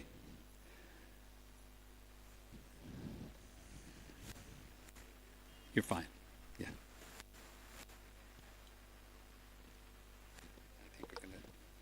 this microphone, though. Oh, sorry.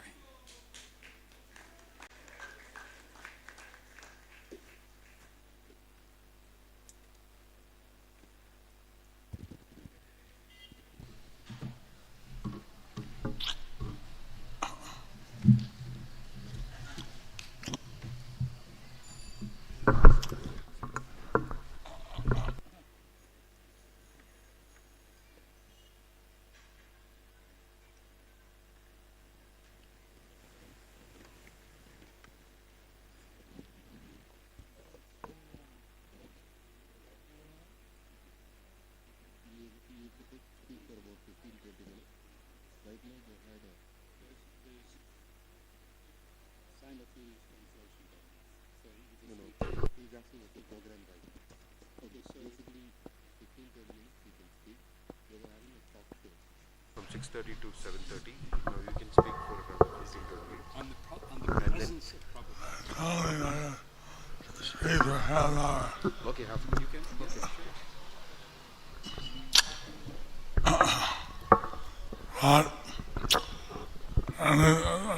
And all the people know English? Do all of you know English?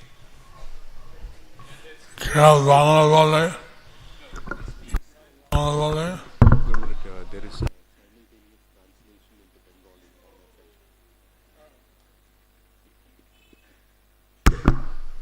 So, Sujitendra Prabhu, you're translating on FM or Zoom?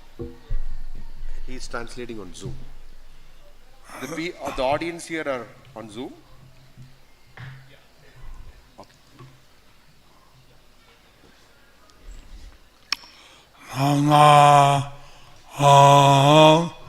Vishnupadaya Krishna Preshtaya Bhutale Srimate Bhaktivedanta Swamin Nitina Mine Namaste Saraswati Devi Gauravani Pracharine Nidesesha Sunnavadi Paschatya Deshata Ine Sri Krishna Chaitanya Prabhu Nityananda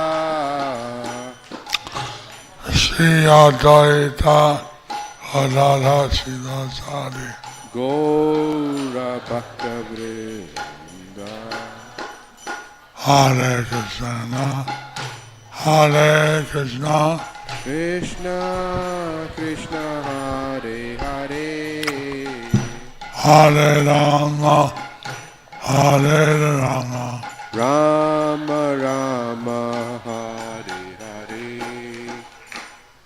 Hare Hare Namo Krishna Yadavaya Namaha Hare Govinda Ram Srimad Sudana Vasasarati Vasalam Pangum Langayate Girim Yatita Jamanande Sri Guru Dinatarinam Paramananda Madhavam Sri Chaitanya Ishwaram Hare Om Tat Sat.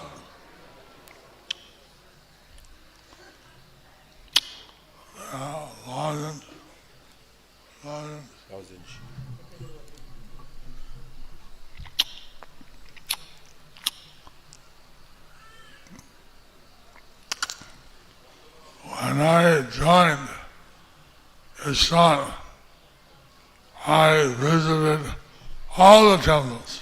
When I joined ISKCON, I visited all the temples in ISKCON. In ISKCON. All three of them. All three of them.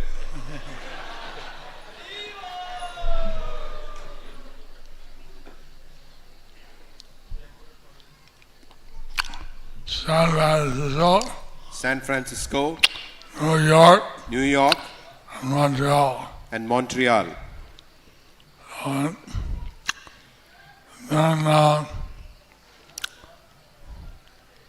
I opened up.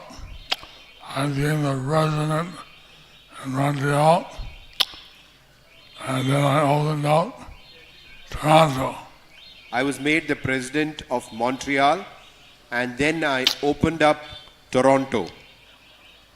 And we went and saw Prabhupada arrive in Boston. And we went and saw Srila Prabhupada arrive in Boston. And in Boston, they had a kind of barricade. In Boston, they had a kind of a barricade. And the immigration was behind the glass wall and behind the barricade. The immigration was behind a glass wall and behind the barricade. And we could see on the bottom of the barricade the feet. And we could see at the bottom of the barricade the feet. So we saw Srila Prabhupada's feet. So we saw Srila Prabhupada's feet. And he raised his bead leg above the barricade. And then he raised his bead bag above the barricade. Everybody was so blissed out. Everyone was so blissed out. The person nearby was chanting on his kartals. The person nearby was chanting on his karatals. And he got cut in the head. And he got cut in his hand. Head. Cut in his head. And a newspaper was taking pictures. And the newspaper reporters were taking pictures. But they said, although he was cut, he was happy. They said that although he was cut, he was happy. Because he was happy to see Prabhupada coming. Because he was happy to see Srila Prabhupada coming. And then Prabhupada walked out of the door. And then Srila Prabhupada walked out of the door. And everyone there, from New York, from Canada, they all bowed down. And everyone there, from New York, from Canada, everyone, they all bowed down.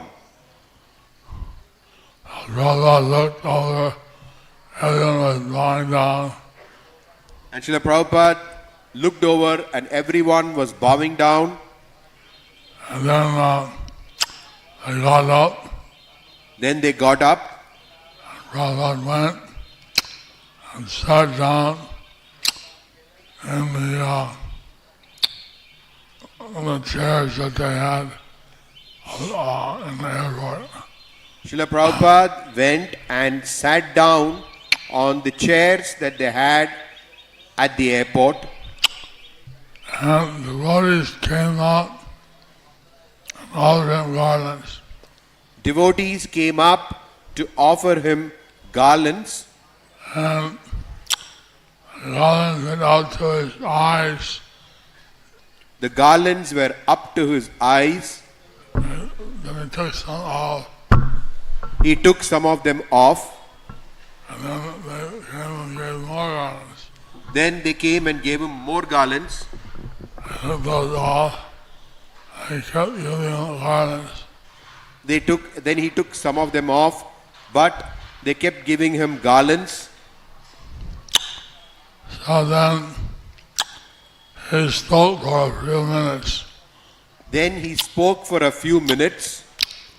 He said that the spiritual master is offered respect like God. He said that the spiritual master is offered respect like God. But if he thinks he is God, he's not God, G-O-D, he's D-O-G, dog. But if he thinks that he is God, then he is not G-O-D, but he is D-O-G, dog. So, like that, Prabhupada was speaking. So like that, Srila Prabhupada was speaking. All the devotees are seated around. And all the devotees were seated around. And the newspaper media are behind, recording, taking photos. And the newspaper media, they were behind, recording, taking photos. And Prabhupada would speak to us and tell everyone that they're serving God. Srila Prabhupada would speak to us and tell everyone that we are servants of God. And we should guide our life in that way. And that we should guide our life in that way. So, like that, I was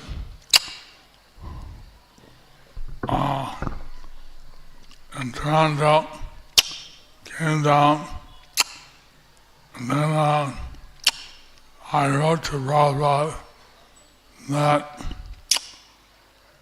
since I went to Toronto, I handed over a residency to Jagadish Maharaj, Jagadish Das Adhikari. So, like that, I came down from Toronto and I wrote to Srila Prabhupada. Since I was the president, I could hand over the presidency to Jagadish Maharaj. He was a grihastha at that time. He was a grihastha at that time. I wasn't so fully engaged. So, I was not. So I was not very much engaged. What, did you want to stay here or go somewhere else? So I asked, so should I stay here or go somewhere else? And Prabhupada wrote back, you can come and see me, and I think I will send you to India. So Prabhupada wrote that you can come and see me, and I think that I will send you to India. So, Achyutananda Swami was in India at the time. So Achyutananda, not yet Swami, was in India at that time. And Prabhupada was writing him to find out if he had our own place. And Srila Prabhupada was writing to him to find out if we had our own place. He wrote back, we did. He wrote back that we did. Something like that. Something like that. But, so I was asked to go to India. Then I was asked to go to India. I asked for money for the passage to India. So I asked Gargamuni for the money to the passage to India. He said, collect it. He said, collect it.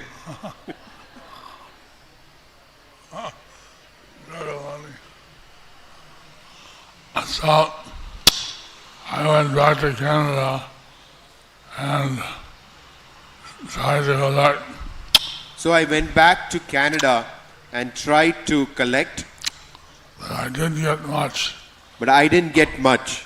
So I flew to UK by Iceland Airlines. So I flew to London. UK. I flew to UK through Iceland Airlines. It was cheap. It was cheap. $100 something. $100 or something. And when I got to UK, the devotees there asked me to stay for the Rath Yatra. So when I reached there, the devotees there happened to have Rath Yatra. Asked me to stay for Rath Yatra. Asked me to stay for Rath Yatra. I wrote that to Prabhupada. I wrote that to Srila Prabhupada. I didn't get a reply. But I didn't get a reply. So I continued on my journey. So I continued my journey. I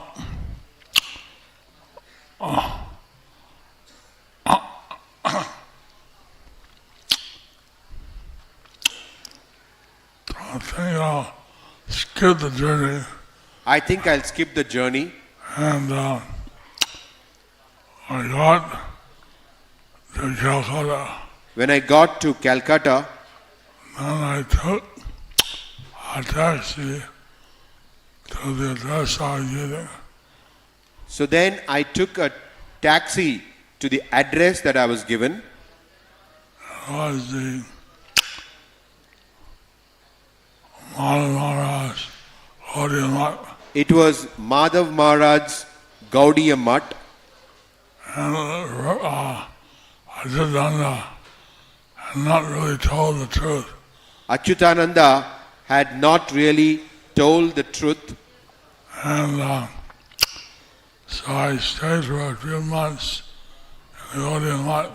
So I stayed for a few months in the Gaudiya Mutt. That was quite an experience. That was quite an experience. And I did some shopping for Bhakti Pramod Puri. I did some shopping Shiradoi Bhakti Pramod Puri.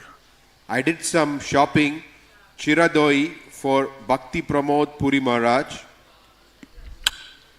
I learned how to speak a few words in Bengali. I learned how to speak a few words in Bengali. And then Prabhupada asked to invite his godbrothers for receiving him. So Prabhupada then asked to invite his godbrothers for receiving him. And so I went around and I was inviting people. So then I went around and I was inviting people. I invited Bhakti Pramod Puri Maharaj, and then he said, very glorious, as Guru Bhai had conquered the Western world. I invited Bhakti Pramod Puri Maharaj, that he said that it was very glorious that he had gone to the Western world. But then some Grihastha Pandits of the Gaudiya Mutt, I said, no Maharaj, you took sannyas a few months before him. Then a few Grihastha Pandits of the Gaudiya Mutt, they said, no Maharaj, you took sannyas a few months before him. You are senior. You are senior. You should not go to meet him. You should not go to receive him. Like that, we met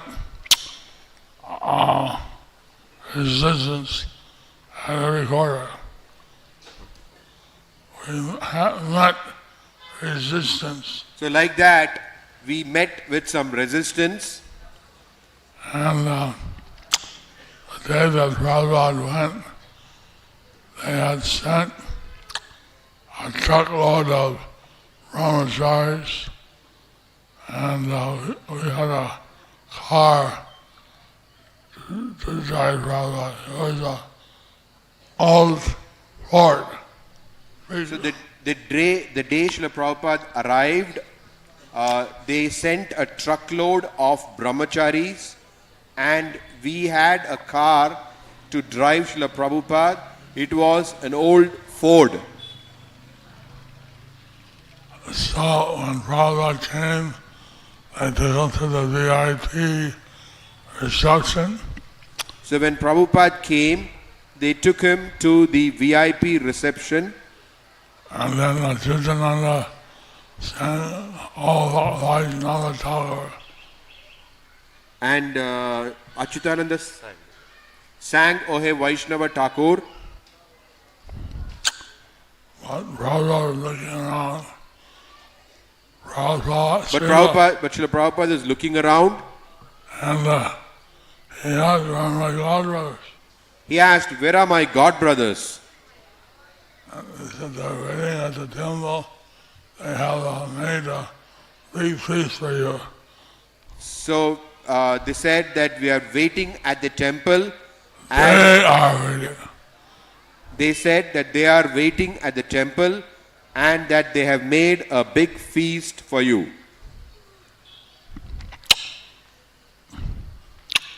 So Prabhupada smelled some politics. So Srila Prabhupada smelled some politics. If they had come to the airport, then it was one thing. If they had come to the airport, that is one thing.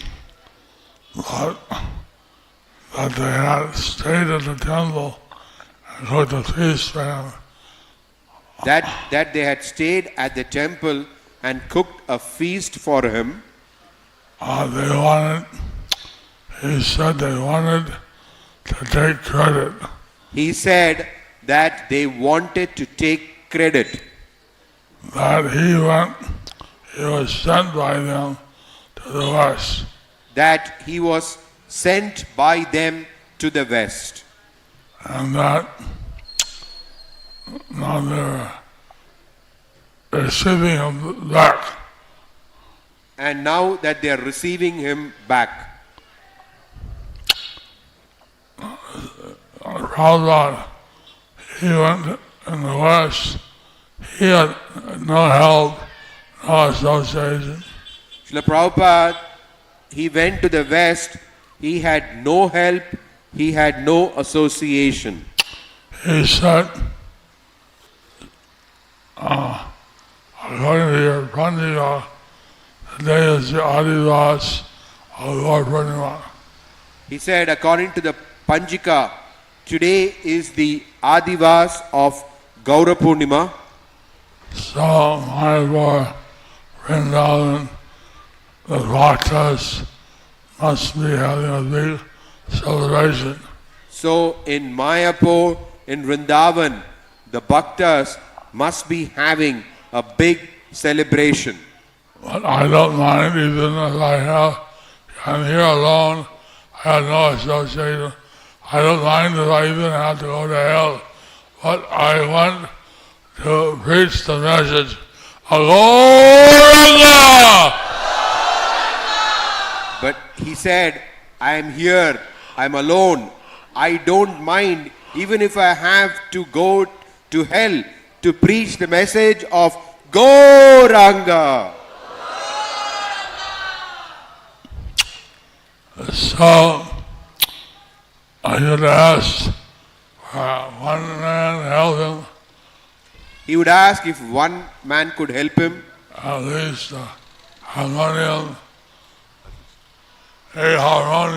At least a harmonium. No reply. No reply. He wrote, he could have a kartal. He wrote if he could have a karatal. And how much does a karatal cost? How much does a karatal cost? No way. No reply. So, when Prabhupada was chanting, he used a bongo drum. So when Srila Prabhupada was chanting, he used a bongo drum. So,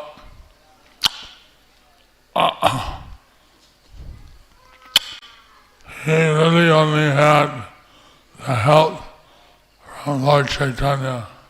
So he really had only the help from Lord Chaitanya. We're all here today because of the mercy of Prabhupada. We are all here today by the mercy of Srila Prabhupada.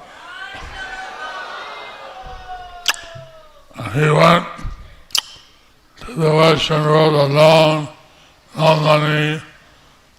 He went to the West all alone with no money. But only faith in his Guru Maharaj and the power of the holy name. But only with his faith in his Guru Maharaj and in the holy name. He had translated the Bhagavad Gita and first canto of the Srimad Bhagavatam. He had translated the Bhagavad Gita and the first canto of Srimad Bhagavatam. So,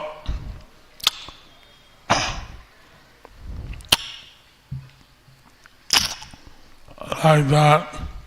So he ended up, I ended up in the, holy mat.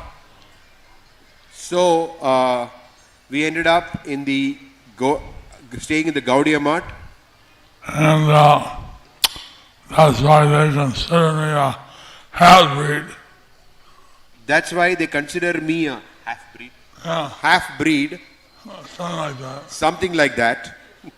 Part Gaudiya Mat, part ISKCON. Part Gaudiya Mat, part ISKCON. Because I stayed a couple of months in Gaudiya Mat. I stayed a couple of months. Because I stayed a couple of months in the Gaudiya Mat. They asked me what day I was initiated. They asked what day? They asked what day I was initiated. Finally, they told me to sit in the line for the prasad. When you have to sit in the, accordingly you can sit in the line for prasad. Everybody sat according to their date of initiation. Everyone sat according to their date of initiation.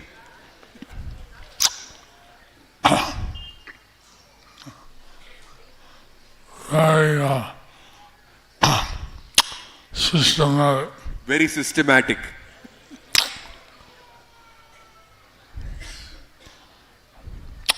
And Prabhupada came, and then he saw that no God brothers came to greet him. He saw no God brothers. When Prabhupada came and he saw that no God brothers came to greet him, then he had this idea that maybe they're trying to take the credit. so he had this idea that maybe they're trying to take the credit. So he said, go to our place. So he said that go to our place. We had a doctor, open a health clinic. We had a doctor who had opened a health unit. He hadn't opened yet. He had a house. He had a house. He gave us permission to stay there free. He gave us permission to stay there free. And just before I opened the clinic. That was just before he opened his clinic. So,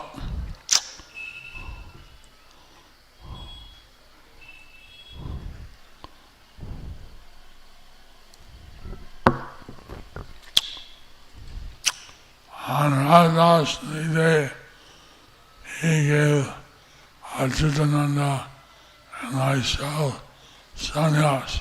On Radhashtami day, he gave Achyutananda and myself sannyas. He said, Achyutananda was 10, I was 11. He said, Achyutananda was the 10th sannyasi and I was the 11th. And he had given 94 in LA. He had given sannyas to 9 before in LA. To 9 before in LA. 9, 10, 11. So 9, 10, 11. That was in 1970. That was in 1970. So now it's 2025. So now it is 2025. How many years is that? 55. 55 years.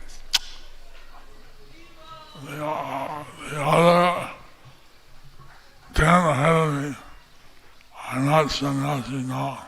The other 10 are not sannyasis now.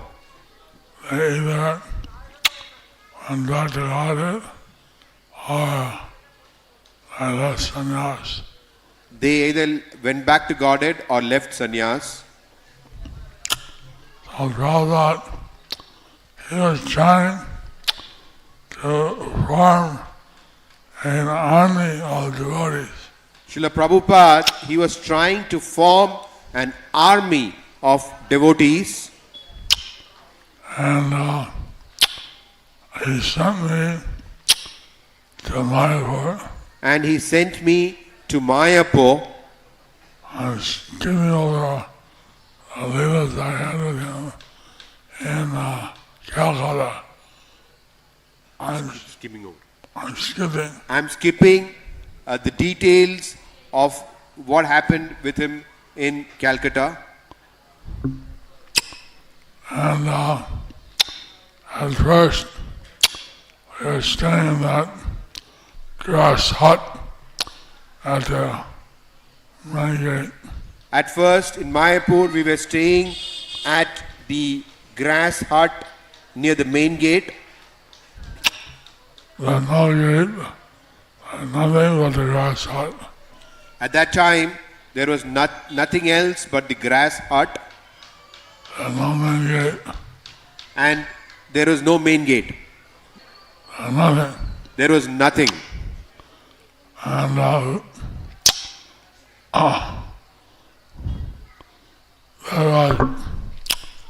we're building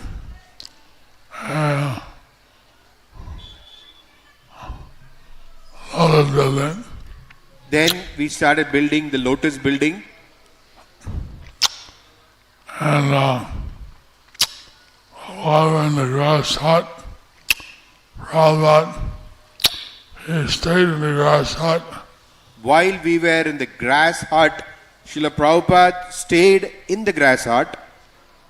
He kicked Gargamuni out because he snored too loud. He kicked Gargamuni out because he snored too loud. And Prabhupada, you can imagine how he said, the spiritual world, headquarters of the world. You can imagine how Srila Prabhupada said, this is the spiritual world headquarters of the world. And we're of Krishna consciousness. Of Krishna consciousness. And nothing there but the grass hut. And there was nothing there but the grass hut. But Prabhupada would see houses and devotees. But Prabhupada would see how this place would be filled with devotees. So he had a vision. So he had a vision. And he was bringing it to come to heaven. He had a vision and he was seeing that it happened. He had a vision and he was seeing that happen.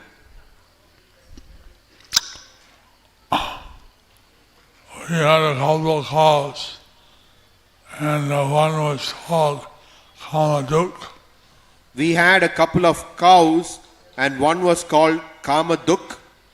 She gave a lot of milk. She gave a lot of milk. Comparatively. And she was grazing near the grass hut. She was grazing. She was grazing near the grass hut. And near the end of the grass hut, we had put a beehive. And near the end of the grass hut, we had put a beehive. And under the beehive, there's grass. Under the beehive, there was grass. So Kamaduk knocked the hive over and ate the grass. So Kamaduk, she knocked the hive over and began to eat the grass. All the bees soared in the air. All the bees swarmed in the air. And came in the grass hut. And came to the grass hut. And Prabhupada called me. Prabhupada called me. Jayapataka Swami. Swami. And I came running. Then I came running. All bees in the hut. It was all bees in the hut. And he asked, take out the bees. And he asked me, take out the bees.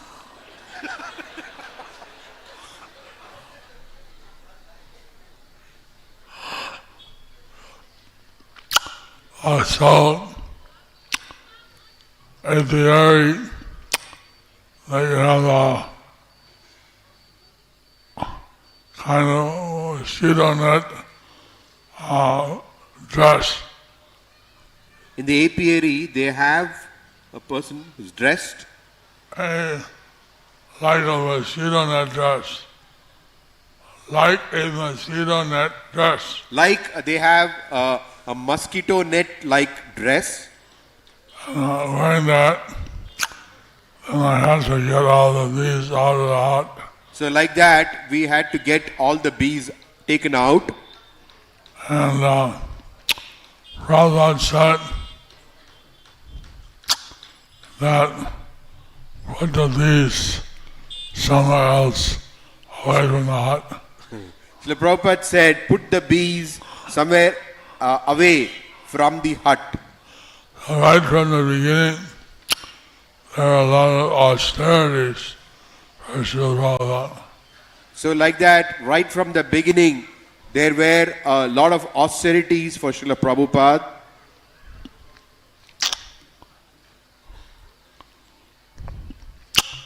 And every night, we'd sleep in the grass hut, and Prabhupada would be there with his special asan and cut. So every night we would sleep in the grass hut, and Srila Prabhupada would be there with a special asan and a cot. So now we're doing a 24-hour Kirtan. Now we're doing a 24-hour Kirtan there. 8:15. Alright. Yeah. Like that, when we had the Lotus building ready.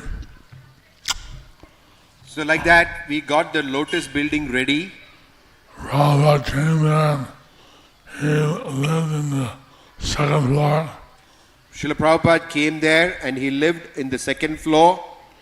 At that time, we only not had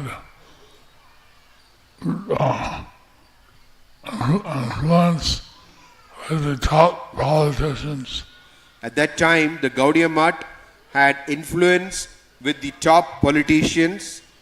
And President India came by helicopter to Yoga.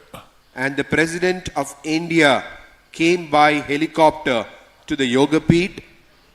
Prabhupada was seeing, and he said, we should have people come here. Srila Prabhupada was seeing that and he said, we should have people come here. Yesterday, I heard that 80,000 people came to Mayapur. Yesterday, I heard that 80-some thousand people came to Mayapur. not especially big number yet. That is not especially a big number yet. But I think Prabhupada is much more satisfied to see that so many people are coming here. But I think that Srila Prabhupada would be much more satisfied that so many people are coming here. He predicted that Mayapur would have 50,000 people. He predicted that Mayapur would have 50,000 residents. Residents and guests. Residents and guests. Residents and guests. You can't understand? Residents and guests. Residents and guests. So now we have 7,500 residents. Now we have about 7,500 residents. And guests, maybe 4,000. Guests maybe around 4,000. I don't know how many guests. I don't know how many are guests here. So we still got a way to go We still have a long way to go to satisfy Prabhupada's vision. To satisfy Srila Prabhupada's vision. The TOVP. The TOVP is nearing completion. The TOVP is nearing completion. And that will certainly increase the people coming to Mayapur. That will certainly increase the people coming to Mayapur. Prabhupada wanted government to give us some land. Srila Prabhupada wanted the government to give us some land. And he was pursuing that. He was pursuing that. But the Congress government at that time didn't fulfill it. But the Congress government at that time didn't fulfill it. Then the communists came. Then the communists came. And they're not friendly. They're not friendly. They were not friendly. Now TMC. Then the TMC came. And they're friendly. They are friendly. So now we have like 700 acres in the for the master plan. So now we have like 700 acres for the master plan. So this is all the vision of Prabhupada. So this is all the vision of Srila Prabhupada.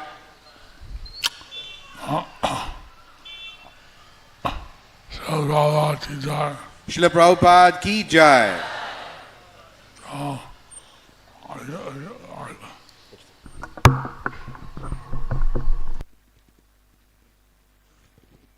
Thank you very, very much, Jayapataka Maharaj, for bringing us to the beginnings of this Mayapur project. Our topic today is all feeling the presence of Srila Prabhupada. By your narration, we got to feel his presence in your life, and I think that's just what we were talking about, is how by hearing the memories of Srila Prabhupada's disciples, how that can spur the feeling of Srila Prabhupada's presence in those who are here today. Thank you so much. Hare Krishna.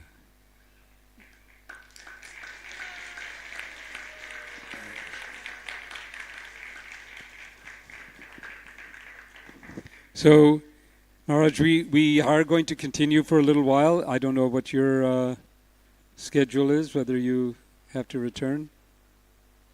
We have another, on our schedule, we have another 15, 20 minutes.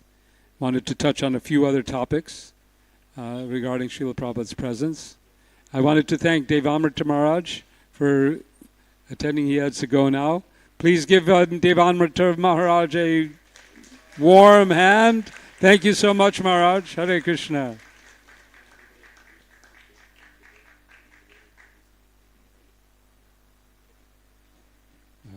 Thank you so much, Maharaj, for, I know it's not easy. I've heard that is particularly now, for joining us. While Maharaj is getting ready, we'll just move over here a bit. Can we get this microphone?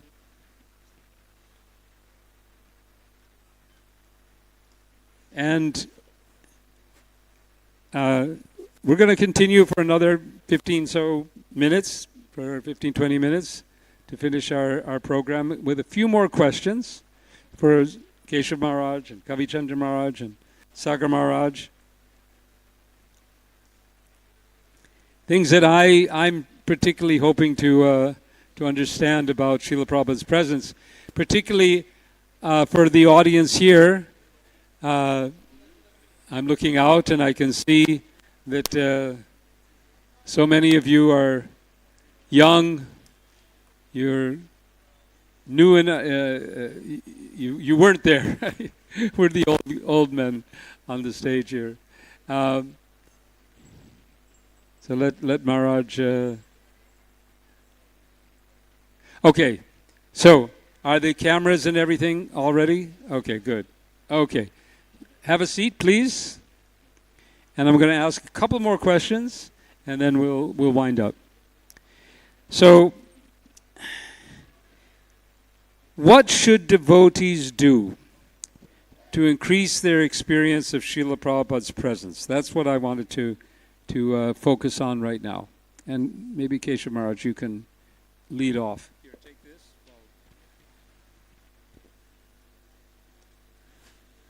It's so nice to hear from His Holiness Jayapataka Maharaj. And I think Srila Prabhupada, he invested himself in all of his disciples, and I think one of the most beautiful ways, His Holiness Jayapataka Maharaj ki, Srila Prabhupada ki.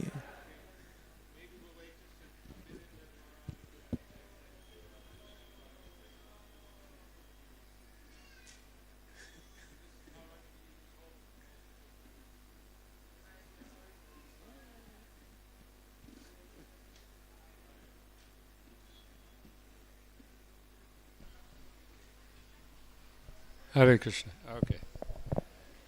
I'm going to shift over to this side.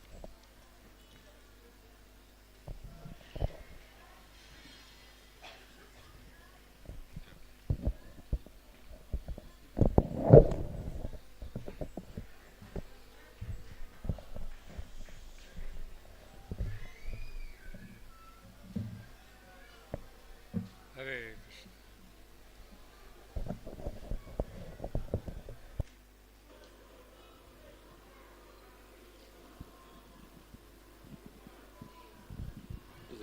All right. Yes. Okay. Thank you again, Jayapataka Maharaj, for the ululating. That's a sign. It's wonderful to, I was just mentioning, it's wonderful to hear from His Holiness Jayapataka Maharaj and all of Srila Prabhupada's disciples, and I think Srila Prabhupada invested himself into all these wonderful Vaishnavas who dedicated their lives to fulfilling Srila Prabhupada's dreams. It's said that the spiritual master lives forever in his instructions and the follower lives with him. And so there's a sense in which when we associate with those who have dedicated their lives to following Srila Prabhupada's instructions, then we feel Srila Prabhupada's presence by having association with them. And so I think one of the most powerful things we can do is to take advantage of the association of Srila Prabhupada's disciples. Of course, we have the unfortunate reality that in the coming years, many of Srila Prabhupada's disciples will no longer be present in the world. And so while we have this opportunity to hear from them, to learn from them, to absorb some of their love for Srila Prabhupada, I think that is an invaluable opportunity. I'm going to shift over there because I need to be in the camera, they say. So give me 1 second. But Kavi Chandra Maharaj, so this is the question. What would be your message to the devotees here, the devotees, can you hear? Is it okay? The devotees online, the devotees who are listening, the devotees who will listen. What are the things that they should be doing to really feel Srila Prabhupada's presence? What would be your advice?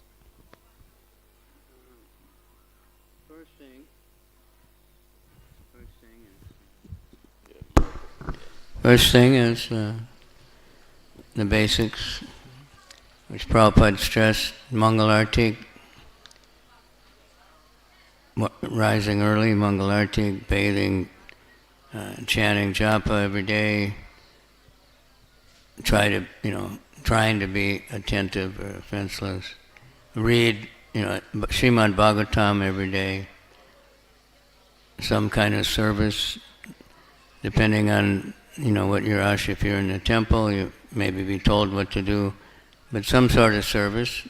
Reading is service, chanting is service, taking care of your children is service, but do it for Krishna. Working, if you're giving the fruits of your work in some percentage that doesn't bankrupt you, then your work is also bhakti, it's also service. But the basics, if we have to stick to the basics. I heard about one basketball player. He was, another one of the teammates saw him practicing the most basic footwork that they learn like right off. And he said, well, you're the greatest player in the world. Why are you doing that? He said, that's why I'm the greatest. Because they stick to the basics. We've seen devotees think, okay, I've done that enough. I don't have to get up anymore. All right, I chanted my rounds and I've done all these things. And you can't last very long. And, Vaishnav Seva, Nama Sankirtan, Dvipade, Shigra, Shri Krishna Charan. This is Lord Chaitanya speaking. Vaishnav Seva, the holy name, chant the holy name. Just these two things, Dvipade, Shigra. Shigra means very quick. And Shri Krishna Charan, you get the lotus feet of Krishna. So associate with devotees. Sadhu Sangha, Sarva Shastra Koi. Lava Matra Sadhu Sangha, Sarva Siddhi Hoy. Even a moment's association is the beginning. It's the highest perfection of life, even 1/11th of a second. So, but association with devotees means Sankirtan, chanting the holy name, service, Krishna Katha, not just going to the pizza house or something, but sadhu sangha. So those basic things, and then everybody, you may get some special instruction, not very many people do. Vaisheshika Prabhu was explaining really nicely the other day how someone, the question was, many devotees, the only instruction we ever got was chant 16 rounds and follow the regulator principle. So, but he was explaining that if someone just does that, without fail, so many special things will happen. So, but that's not that, all we do, or not be proud of it, but when we're chanting japa, we're supposed to be begging for service, and then find some service. But that's by association of devotees that everything will come automatically. association in a humble state of mind. Trinada Pisa Nichana, Tora Pisa Ishtana, Manina Manadena Kirtaniya Sadahari. Amanina Manadena, that means offering all respect to others and not expecting anything in return. Now that it's simple, but it's a very, very elevated condition.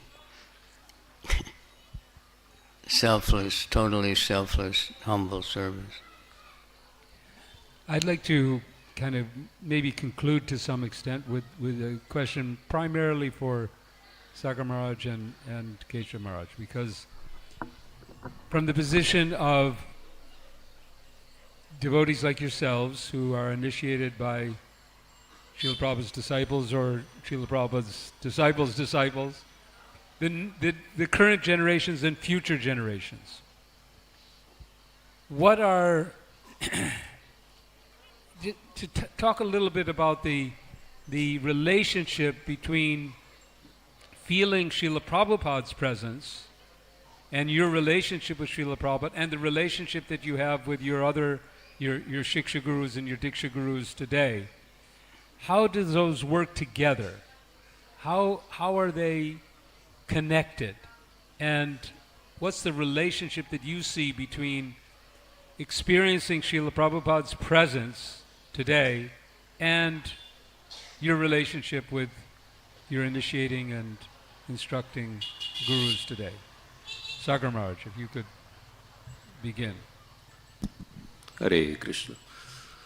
I think it's very easy because our spiritual masters, they're disciples and followers of Srila Prabhupada, and through their service, Srila Prabhupada very much manifests himself. And also to touch on the previous point, which is developing our real relationship with Srila Prabhupada, it says that we can develop our relationship with someone not to looking at the person, but looking in the same direction the person looks. And so Srila Prabhupada set very clear goals to the society. Either it is 7 purposes of ISKCON or 12 purposes as it was in the Constitution of Association. But the idea is the same. And Srila Prabhupada set very amazing example of astounding achiever, not only to Gaudiya or Vaishnavas, but to the whole world, because he was so much goal-oriented personality, and by defining our mission within the Prabhupada's mission, by setting our own goals within the purposes of ISKCON, within the goals Srila Prabhupada set, we can very easily feel the presence of Srila Prabhupada. This is my experience. Keshav Maharaj, can you speak also to this point of how we feel Srila Prabhupada's presence and how it connects with the parampara, you could say? And I'm going to have, there is one more question I'm going to get to, but I'll add it in here now, so if you want to get into it. And that is, to what extent do you see, because you're interacting with the movement on a regular basis, what risks do you see that we may be losing, that that our connection with Srila Prabhupada could in some way fade away?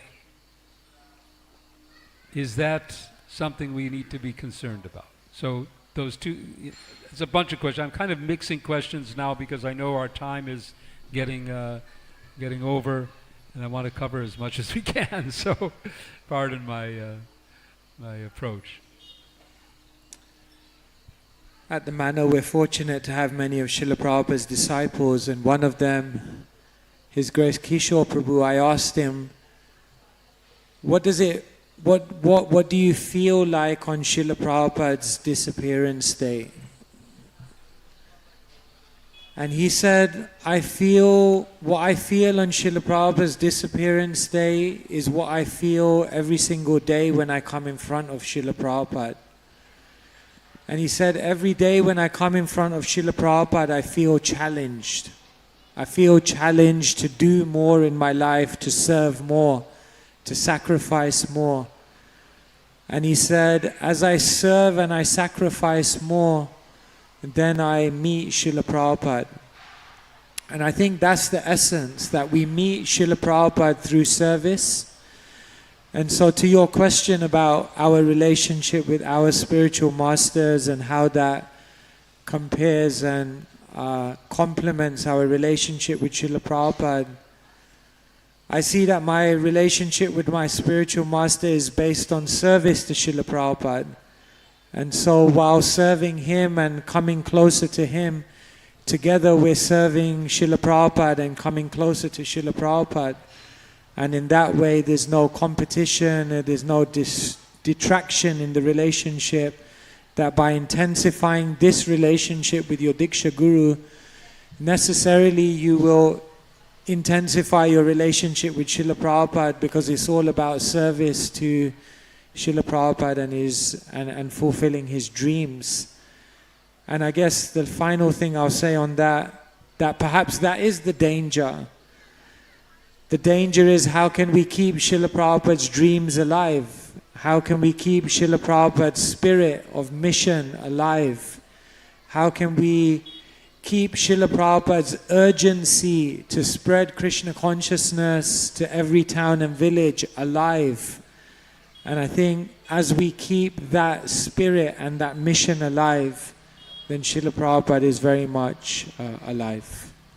I want to hear from Kavi Chandra Maharaj and Sagar Maharaj some more on this, but just insert one wonderful quote about this. This is a letter that Srila Prabhupada wrote in 1972. If you think of me and work for me, then I am in your heart. If you love somebody, he is in your heart.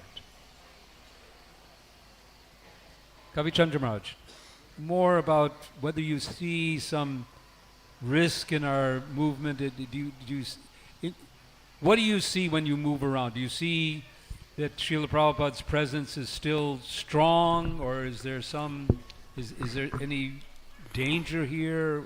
I mean, one of the purposes of this day is to try to keep Srila Prabhupada's presence and connection more and more prominent. So, do we need to keep doing this? Well, many devotees are very, very much connected with Prabhupada. Many, like I was walking past the Mayapur Institute last year, and I saw a lot of cars. I said, I wonder what's going on there, and I went up there. They said, come in. It was a graduation ceremony for the Bhakti Shastra and stuff. And then it just went on and on and on, like hundreds of devotees who sat through these many hours of classes, And in China, for instance, they started, it's part of the Bhakti Vriksha, but they have like a really long course. They have an introductory one. And there were hundreds of devotees signed up for that, And this is going on like so many places. We just heard a presentation this afternoon. Some devotees got all these courses, training preachers. It's for people already chanting 16 rounds and following the principles, to train them in all, Vaishnava qualities, and it's a very step-by-step, like amazing thing. And he gets a lot of people, mostly online, and so this is very, very encouraging. That what can hurt, Prabhupada said, this movement cannot be hurt from outside, can only be destroyed from inside if devotees are quarreling and ambitious for something, and Vaishnava aparad. So that's what can become dangerous. But devotees who are really absorbed, like, there's all this garbage on the internet against ISKCON, but the mass of devotees, they don't even know about it.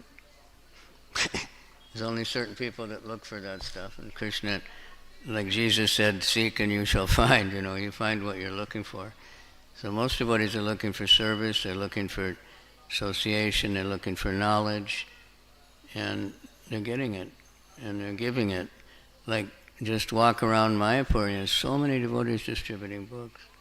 There's one couple, and every time I ever come to Mayapur, they're on the same corner, and they're distributing some prasad and books.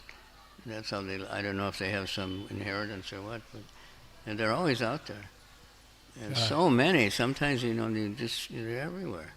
Now the new bhaktas are all, when I see especially new devotees distributing books, that's Prabhupada, because that kind of book distribution really started by Prabhupada. He pushed it so hard, but it's still going on and growing all over the world. And, devotees are selling full sets of Bhagavatam on parking lots, inside the supermarket sometimes now.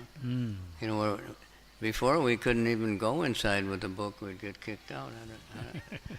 It's mystical. Opening up. We'd have to sneak around and so anyway, and then you see all these amazing kirtaniers and little children. Sarvadrik Prabhu, he's here. He was speaking earlier.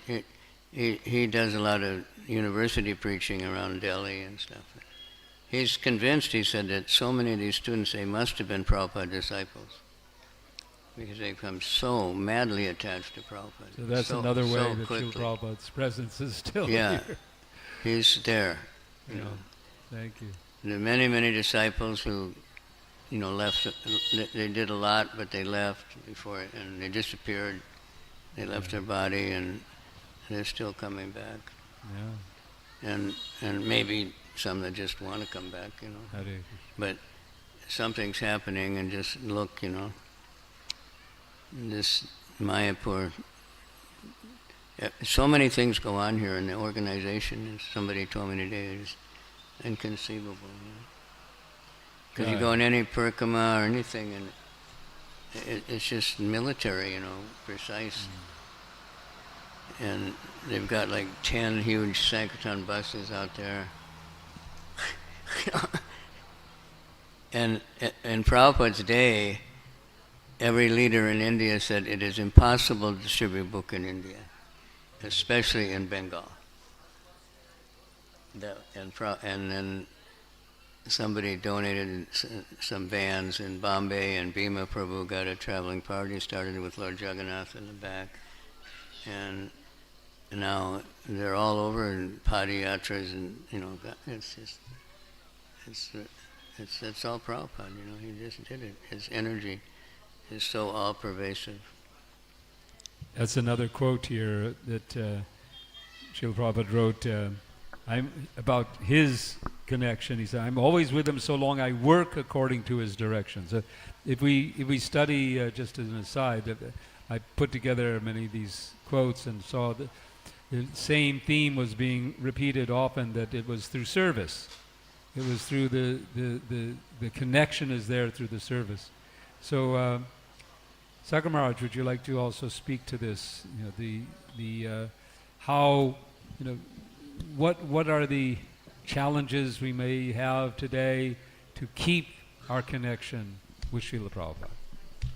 Well, Srila Prabhupada, first and foremost, is Parampara. He is representative of the Guru Parampara, and he connected all of us to this amazing legacy.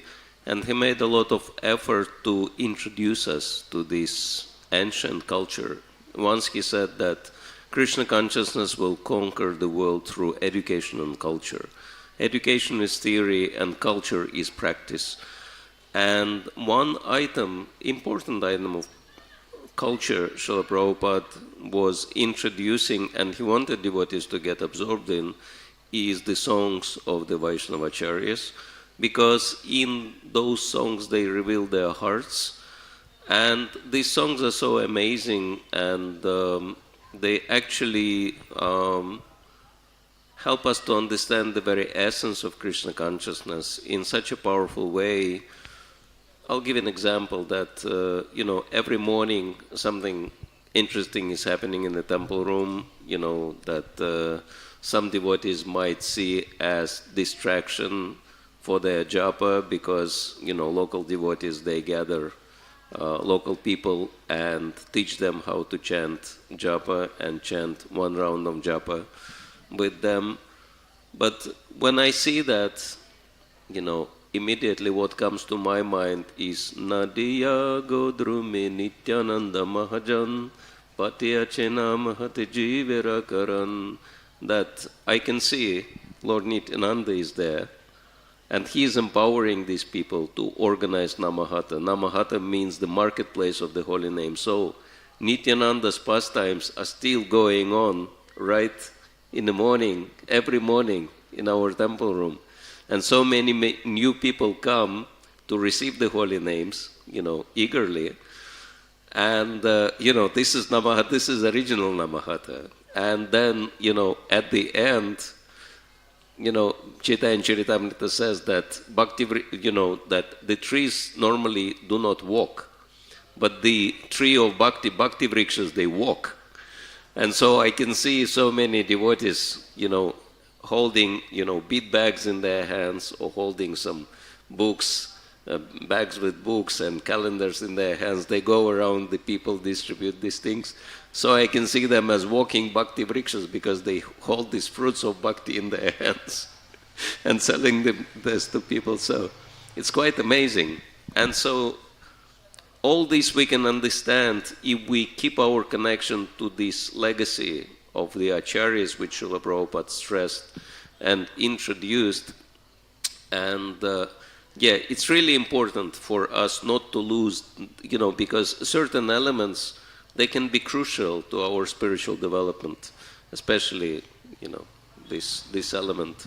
So recently I was thinking it's really important because, our generation, we can say, we were trained to chant bhajans and learn bhajans, but nowadays I can see the culture changes.